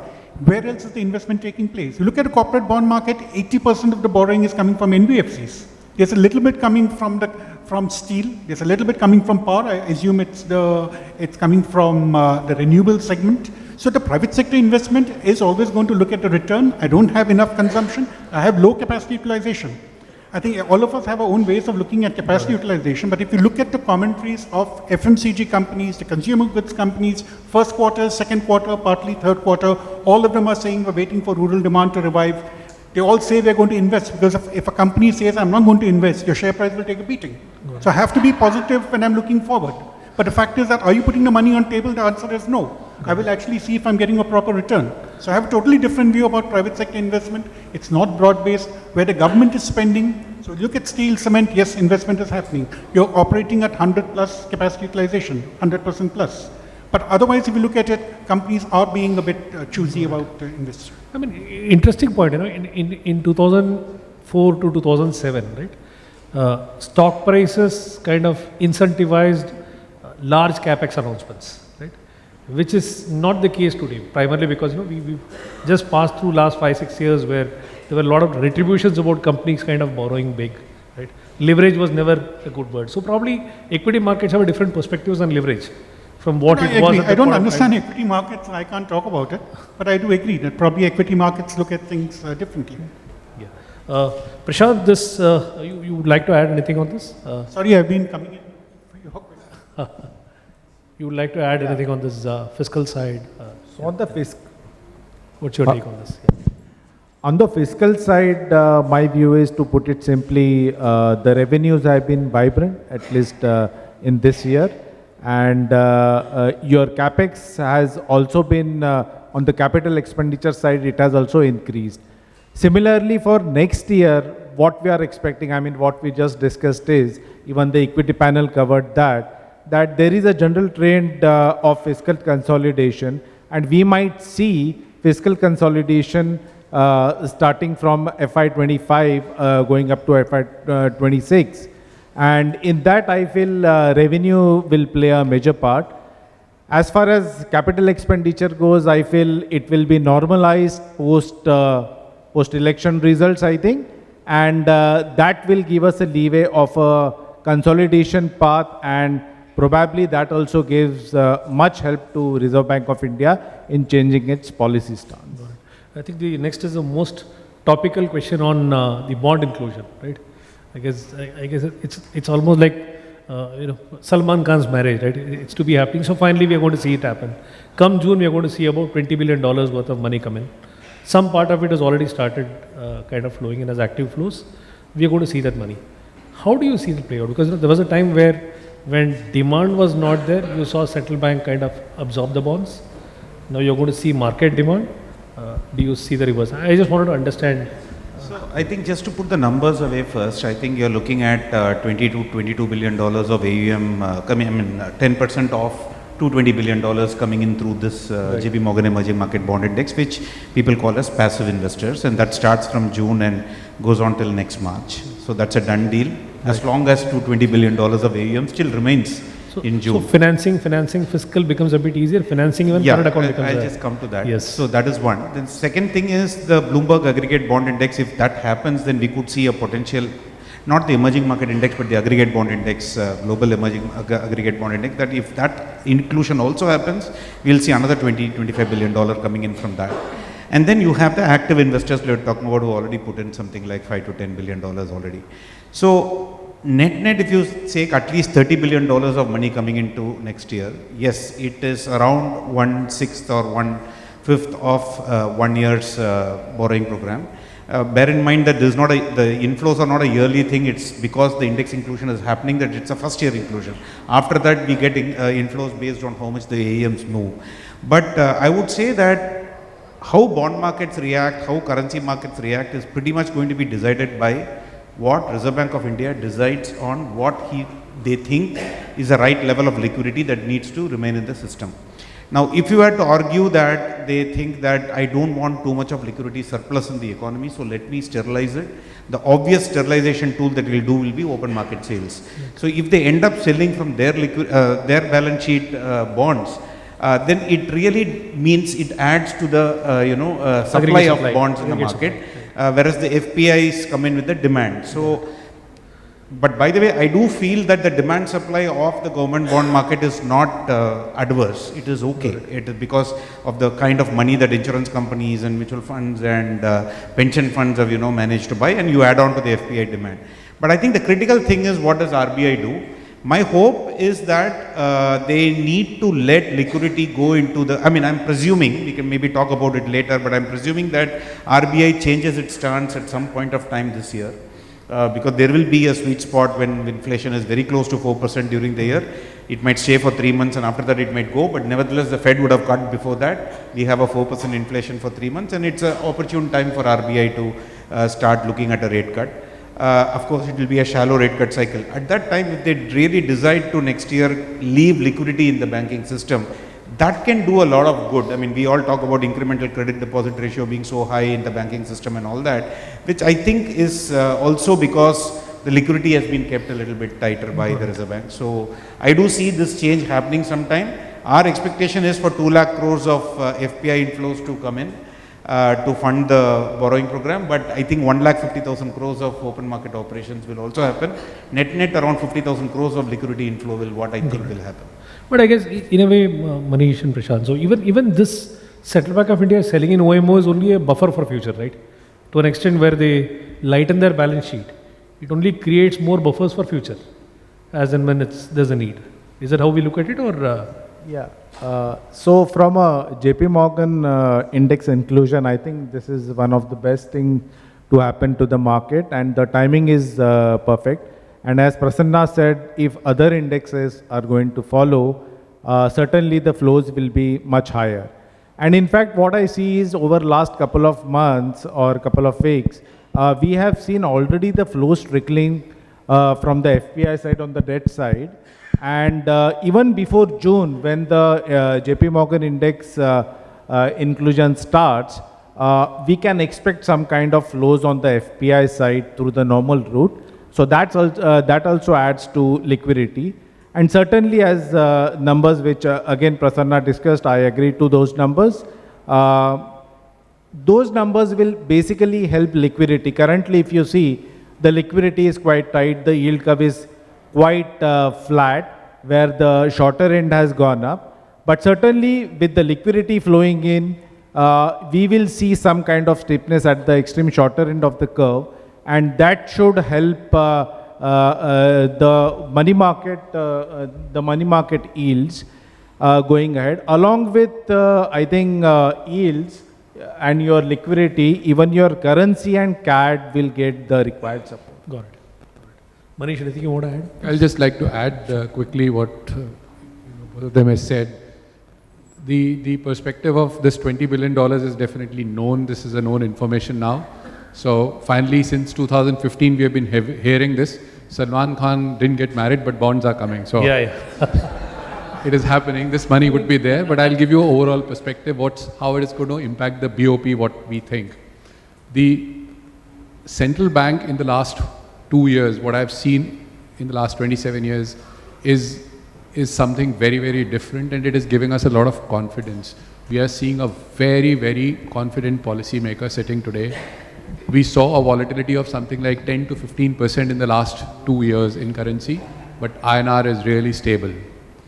But what is going to happen with this 22 billion, what we talk about is, we are missing out the other point, that first of all, they have already used a lot of reserves. They would like to accumulate, and we are seeing that kind of a behavior. So I think 50% of it would get absorbed by RBI, in my view. Second thing, the important factor is the FDI flows into India. If we look at 12-month trailing basis, we saw a peak of $44 billion. Today we are down to $13 billion.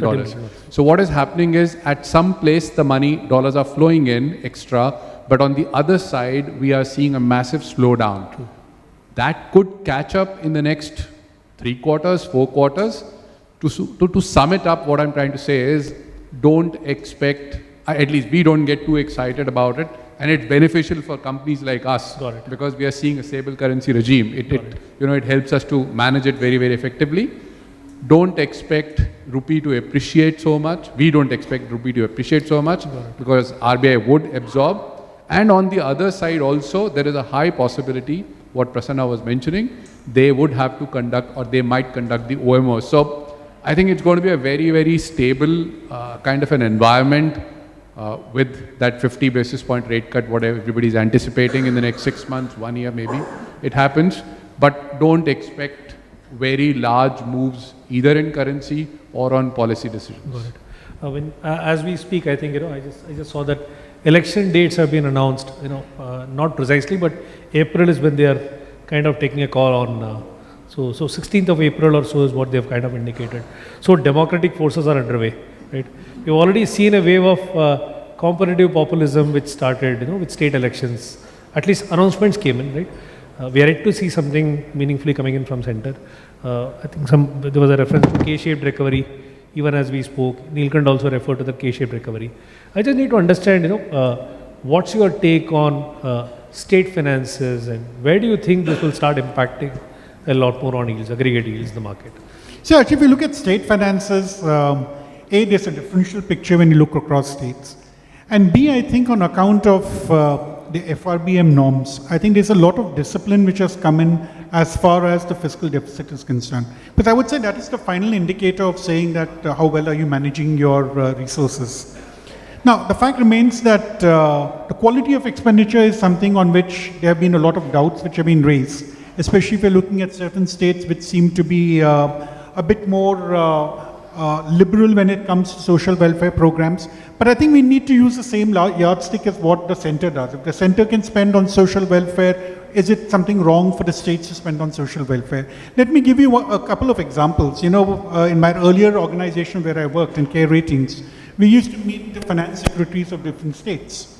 And I remember some of the finance secretaries saying that if we're giving free sewing machines to people, is there anything wrong in it? It's actually helping the sewing machine industry. The same thing happens when I give laptops and iPads and bicycles. So therefore, there is always a productive activity which is taking place. And therefore, we should not be spurning this thing saying that these are freebies which are being given by states. I think all governments are doing it. Because unfortunately, as I said in the beginning, didn't want to delve on it because this is not the forum for it. We have not been able to create a kind of jobs which creates a sustainable income through which I can keep my consumption ticking and then the investment cycle going. So I think there's a lot of support coming from the states. So I think the way I would judge the states is that, are you adhering to the 3.5% fiscal mark? Got it. I think most of them are doing so. Got it. Are they compromising on capex? Yes, definitely they are. And that's the kind of cost which we pay for it. Got it. As long as they stick to that, is it right to imagine that spreads are not too much at risk? Is that right, Prasanna, Manish? Or Prashant, you can also add on this, if you'd see. So, states is an interesting topic, in fact, from taxes and revenues and expenditure perspective. In fact, what we have seen on the central balance sheet, exactly opposite has happened on the state balance sheet, with their fiscal deficit slightly moving up. The fact is that the revenues have plunged and the capex under state balance sheets have gone up. And this has resulted in some higher borrowing, and that's why of late in past couple of months, we have seen spreads also going up. I feel next financial year will not be any different from this year, and we will see spreads around elevated levels in state development. Prasanna, you mentioned about private capex, at least guidances or expectations underway. So does it? Where does it leave credit spreads, Prasanna and Prashant?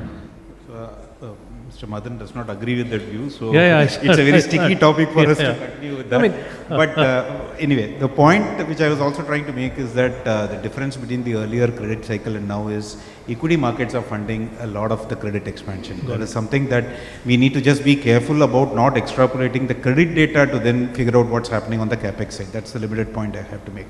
But your question is on the credit spread. So when you talk of credit spreads, you'll have to talk about how much borrowing is going to come from the corporate sector. Broadly speaking, what has happened, and that's been a revelation post-COVID, is the fact that Indian financial markets have kind of grown so much, not just on the equity side, which is also a superb story, which of course a lot of pink papers write about and everybody is aware of it.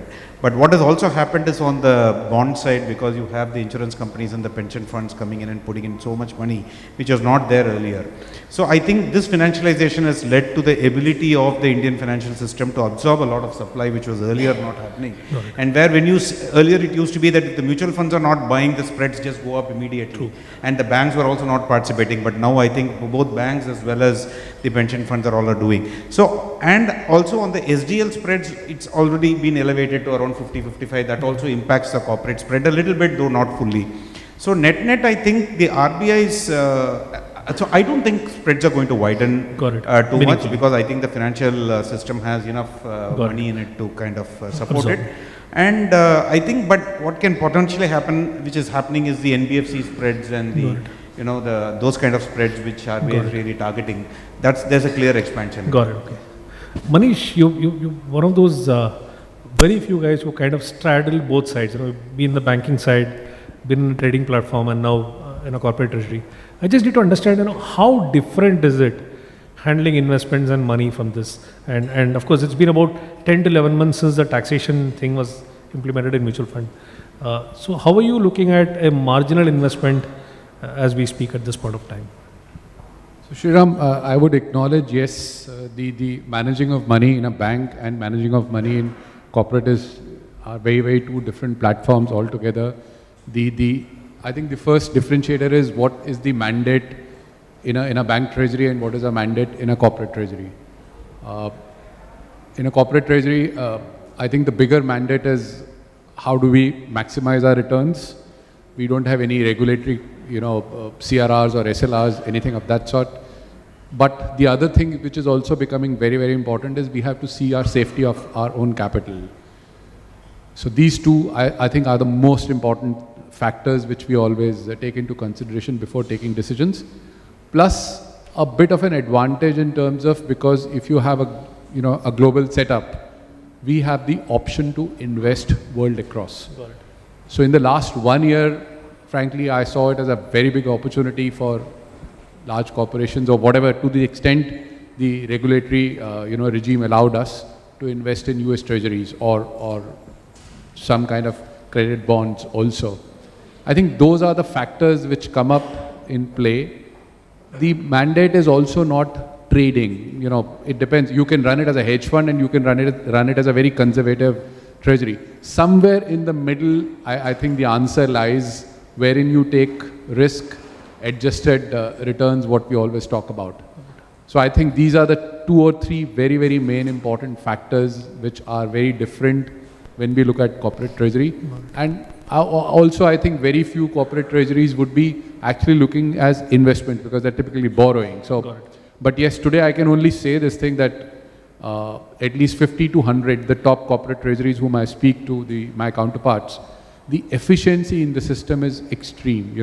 Nobody even leaves a penny in a current account today. And that's like the way it is being managed. It's not good news for banks. I know that CASA is being hit, but this is what is going on. I think these are the factors which play. Prashant, I'll leave the final word to you on it's been about 10 months since the taxation change happened. We have not seen any meaningful inflows, right? I guess funds are in a good position, looking at what we just heard from the panel, right? So what do you recommend to investors as you look at it? Where would people be better off by putting their marginal rupee? Yeah. So, since last year, since the taxation have changed, I think there are 2 considerations, Shriram. When investment happens into debt, there are 2 considerations. One is opportunity, what we just spoke about. The opportunity is fantastic, and I think people will look at it positively. And second is constant allocation. When a question of constant allocation comes, let me just tell you about some categories of debt mutual funds delivering between, say, 7.5 to 8.5 kind of returns over last 10 years in different categories. I'm talking about sovereign and corporate bond AAA categories. So this fund has the potential to deliver return on a consistent basis. Only thing is there has to be a constant allocation in any of the portfolios. Now, as against other funds, say equity funds and all, debt mutual funds typically have certain advantages. One of the biggest advantage what it has is liquidity. Second is obviously diversification, which is being mandated by regulator. And third is basically you can do your tax planning or cash flow planning accordingly, be it an open-ended fund or a closed-ended fund. Certainly it has its own advantages. It's not only the tax advantages which for which the people used to invest into this kind of schemes and debt funds, but it was also all these advantages put together along with opportunity. And I think along with opportunity, all these advantages still remains in the fund. So that should certainly attract funds on the debt side. From a advice perspective or recommendation perspective, certainly investors have to increase duration at this point in time. In fact, there were times at around 747, half of 10-year yield, when the opportunity was better than this. But now also the opportunity is there. Yields will be range bound for a while till the time RBI is quite tight on liquidity, or the view on liquidity is not to loosen it up. So I think people should slightly look at increasing the duration of their portfolios and invest into funds like short-term fund, dynamic and gilt funds. Got it. Thank you. So just to summarize, I think India is in a much better place. I guess that's something that resonates from equity views as well. I think financing gap is becoming easier on the fiscal side as well as on the current account side. I guess fixed income funds, Prashant opines, will deliver fairly decent value for the investors as we go along. And even on the fiscal side, we don't expect much of a slippage as we speak. Spreads would be reasonably well behaved. And as regards currency, I think we are going to see a fairly stable currency regime, which is what has been the case right now. And thank you so much. And are we taking any Q&As? Yeah. So yeah, we're open to questions.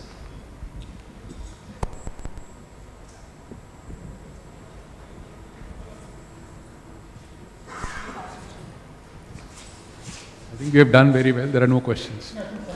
Okay. Hi. So my question is different. It's not on the debt market, but it's more on the flows for those corporates whose earnings or top line depends on different currency, basically the dollar-denominated currency like TCS, Wipro, Infosys, and some other exporters. When we all know that this is the amount of flows that will come, that will hit the market next year, we know to some extent that what will be the Fed cut next year. All this information is available right now. These kind of companies, say for example later on, when dollar kind of depreciate and rupee appreciate, how do the corporate treasurer take the stance or take the defense that you knew all this thing beforehand, but you couldn't do much to protect your top line or your bottom line? So what could be in general the policy to safeguard the currency risk when you know the rates, the flows, a lot is kind of known? In the hindsight, we can go and say, okay, we knew that RBI didn't absorb much, it allowed currency to appreciate to safeguard on the inflation side. So that could be one of the reasons, one might say, that because of the crude was going up, so on the dollar side, RBI didn't absorb much, it allowed to flow through liquidity and blah, blah, blah. So what could be the commentary which a corporate treasurer would give to the management when it goes against their call? Say for example, you have not hedged it, or say for example, you have hedged it and it goes the other way around. So what could be the way to explain to the market, to the analyst, or to the management? It's your good. It's your good. No, I really appreciate your question. It's a very good question what you asked me. I hope I'm able to do some value addition on this part. See, as a corporate treasurer, my first advice to you would be, at any point of time, as you said, the information is available in terms of projections, in terms of what has been the past. You have to put down all the numbers in terms of the risks which you are carrying, in terms of the currency risk. And the next level is always you determine or you advise your management how much of hedging exposures you should be doing. That varies between 20% to 100% in different kind of organizations. There are organizations which completely punt as promoters decide, okay, let's not do anything, let's do 100%. In my view, it's a very, very risky strategy. You should always have a minimum hedging program in terms of your balance sheet, in terms of your revenues, in terms of your expenditure.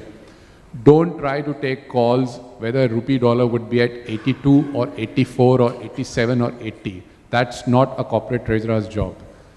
You can obviously, I also said that I expect this kind of a thing, but there is a full-fledged hedging plan which goes on. Also, when you have exposures in other currencies, so, I'm just adding on a bit more to it. Rupee dollar is a currency which just has constantly depreciated in the last 30, 40, 50 years. So I'll just give you a number. 1947, the dollar rupee and dollar CNH used to be nearly at par. Today dollar CNH is at 7 and we are at 83.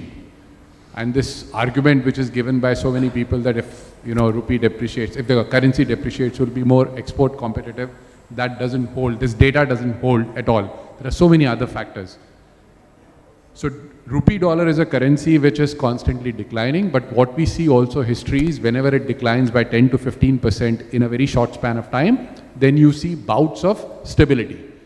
Maybe we are heading towards that, and we have seen it in the last 1 year, because from 75 to 83 in 1 year, and then you might chug along for next 2 years here also, God knows. But then there is another set of currencies where corporate exposures are there, like Euro or GBP. There it is like this. So, what we saw, GBP INR at 91, today we are at 106. It can go back to 100. The point what I'm making is different exposures in different currencies. If you have some exposures in LATAM, please study those currencies. How do they move in different kind of regimes? Make a hedging plan, and then hedging effectiveness also has to be done. The ratios can depend on what you're able to sell to your management. And one last piece of advice, just don't go by structures which the bankers tell you. They will sell anything to you and the outcomes can be very, very different. Do your own testing of those models and you will realize where I'm coming from. I think I'll leave it here. Thank you. Typically, what's the cost of hedging? So there are zero cost structures. The bank generally tells these are zero cost structures. What Madan you are asking me is, at the moment, the walls are at their lowest. Like they're at something like 1.5%, or when we look at hedging the other currencies, the walls are at their lowest. You have to use a combination of forwards and option strategies to deliver what best. And it will be different for all organizations. So there is no one solution for all kind of organizations. The exporters would hedge in a very different way. Importers would hedge in a very different way. And it also depends on what kind of exposures you have in different kind of currencies. Prasanna, you have... Yeah, let me just quickly add on the fact of the question, which is basically all information is available in the public domain, so how do people take a call? All information was available yesterday, Reliance was at 2750. All information is available today, same Reliance is at 2650. So the equilibrium at which market thinks the price is worth changes. And that is why you should also, keep changing your views as you go ahead. So I think that is the significant thing. And another thing I want to say is, like, obviously INR is a depreciating currency and people expect some level of depreciation. But then what you as a corporate would be looking at is how much do you think it depreciates versus what is priced into the market. If you go and buy a forward, you would probably have to pay a premium of say 2 rupees or 2.5 rupees. So the question is the rupee going to depreciate as much as what is priced into the forward market is the question that you have to answer. Not just whether rupee will appreciate or depreciate. And I will sidestep what Manish tried to tell. Yeah, I think there's one more question.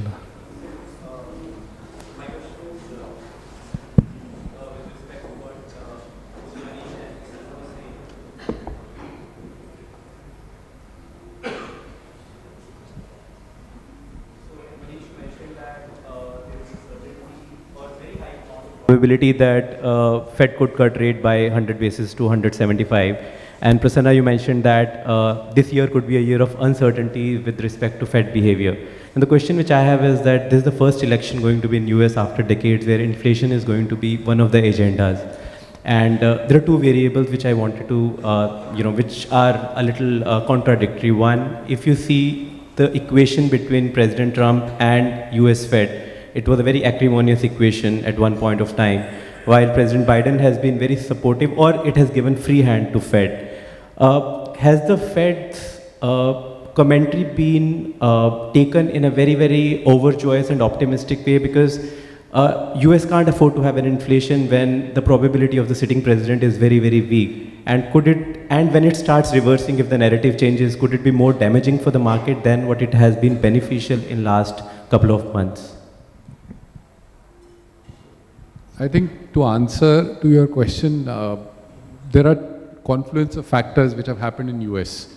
One, the Fed or the policymakers did not expect this kind of fall in inflation. Now you can say because they kept the monetary policy so tight, on the other hand the fiscal was so loose, but still it is happening. So I think there are some things in terms of projections which have changed because of energy prices, and because of overall, price stability, what is throwing up. But I would also like to acknowledge, at least this is my reading, that there is a part of political economy which is playing up. Why I said was Fed is going to cut, because I've heard it from the Fed governor. He has said, I will cut rates. And there is a saying in markets, don't fight the Fed. So I'm just accepting it that they will cut rates. And there is no means, you can argue whether they should do it, because there is another, section in markets which talk about that fiscal policy is so loose, the dollar is just going to blow up and whatnot. But Nothing of that sort has happened. We have not seen a recession. We have not seen so-called hard landing, although I never understand, Madan, what is hard and soft. But things are just going on, chugging along pretty fine. The earnings from tech sector has been pretty decent. Even now, what we have seen, the overall, S&P was being targeted by some analysts at 3,500. The other was at 4,800. So one of them have got it right. There is a political economy which is playing up. Fed has given it in the election year. So I think we should pursue our objectives, taking into consideration that 100 to 125 basis point of rate cut would happen. Now, how does that, culminate into currencies or your exposures? That I think you would take a call on. So just a view on this, see, I would tend to believe that central banks generally behave independently. We hear a lot of noise about what the president or the government may be saying, trying to influence the Federal Reserve or the Reserve Bank's decision, but we should remember it's a committee which decides on it, and a committee cannot really be influenced by what the president feels. And fortuitously, given the fact that inflation is going to come down, and I think one of the main reasons why inflation has come down is because commodity prices, global commodity prices have eased. And today when we are talking of a situation where the global economy is going to stagnate or maybe slow down, commodity prices are going to remain benign. And I think a positive factor which has come out is that the Israel problem hasn't really led to crude oil prices going up. If I remember when when the Israel attack and the Hamas attack took place, I think everybody said 120, 130 for crude oil, but I think we are going well below 80. So I think the global economy has absorbed it. So even in case President Trump has some kind of an influence, I think conditions are such that there won't really be any inherent conflict. That's pretty much it. Hi. I'm Dheeraj from IRIT. And thank you so much, gentlemen, for wonderful insights on debt markets and the way forward. I have a couple of questions. One of them you've partly answered any which ways. Assuming that Fed starts cutting rates very aggressively, is that going to force RBI's hand in contrary to the expected shallow rate cut over a period of time? Is that going to force RBI's hand to front-end the rate cuts as well? One. You would like to go for it, Prashna? And my second question is mostly on the sub-AAA corporate bonds. You expect the spreads there, given the liquidity remaining tight and pending until the rate cuts actually starts to happen, you expect the spreads to widen, especially in the AA and A kind of corporate bonds where typical wealth managers have a large forte there. So I think on the first question, if the Fed is going to cut aggressively, then whether the RBI will follow suit.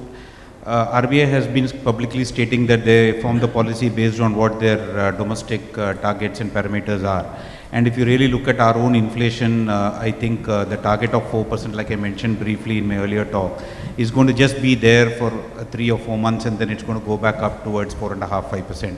So unfortunately for us, the space to cut big is just not there. Bear in mind that the Fed went from 0 to 5.5, we went from 4 to 6.5. So to that extent, the downward movement rates also will be much more muted. So we are currently penciling in something like 50 basis points of rate cut. At best, if you're lucky, you might get 75 basis points, but nothing more than that. And if the Fed goes to something like, I don't see a situation where Fed can go below 3% in a hurry, but maybe at that time we'll have to look at our own inflation metrics and see what really is required at that point of time. The second question on spreads on AA. Spreads on AAA corporate bonds. I would say that typically corporate bond spreads compress, especially on the AAA side when you reach a stable level of repo rate, stable level of policy rate, and there is surplus liquidity. I think both of the situation is not there right now. So I would say that the first move in the interest rate curve will happen to the government bond curve. That's when the expectations of 6% repo or 6 quarter, 6 half, and then maybe 5.75 also comes in. So you will see the 10-year yield maybe moving down below 7% at some point of time in this year. And after it reaches a level where people take a call that it's not possible for repo to go any lower or for government bond yields to go any lower, that's when the spreads start compressing. So initial part of the move, the corporate bond yield curve and the GSEC yield curve will possibly move in parallel. And after we see that move, you could see some level of spread compression, but some time away. On the corporate bond curve, I think your question was sub AAA. Yeah. So, Double A and A. yeah, no problem. So, sub AAA curve behaves very fundamentally. I mean, it totally reflects the balance sheet over the years we have seen. And I think currently the balance sheets are quite strong. So I don't think so that spreads will widen from here. In fact, at the shorter end of the curve, this thing has already started reflecting. If you look at the spreads between AAA and non-AAA, it has compressed. Similarly, I think if the strength of the balance sheet is reflected quarter on quarter, I think the spreads will not widen from here. It will be a total reflection, as Prasanna said. If the absolute yield comes down on the sovereign curve followed by corporate bond AAA curve, I think the same will be reflected in sub AAA also, wherein I don't have expectation of the spreads widening from here. I guess on a happy note with that, we'll probably end this panel discussion. I mean, generally in fixed income, what's bad for the economy is always good for fixed income market. But I guess we are discussing a Goldilocks situation where it's very good for the economy and is very good for fixed income market. Thank you so much. Thank you. Thank you. Thank you so much for providing us with your valuable perspectives. Now I would like to request Mr. Suresh Soni, CEO Baroda BNP Paribas, to come on stage and extend a token of gratitude for all our panelists.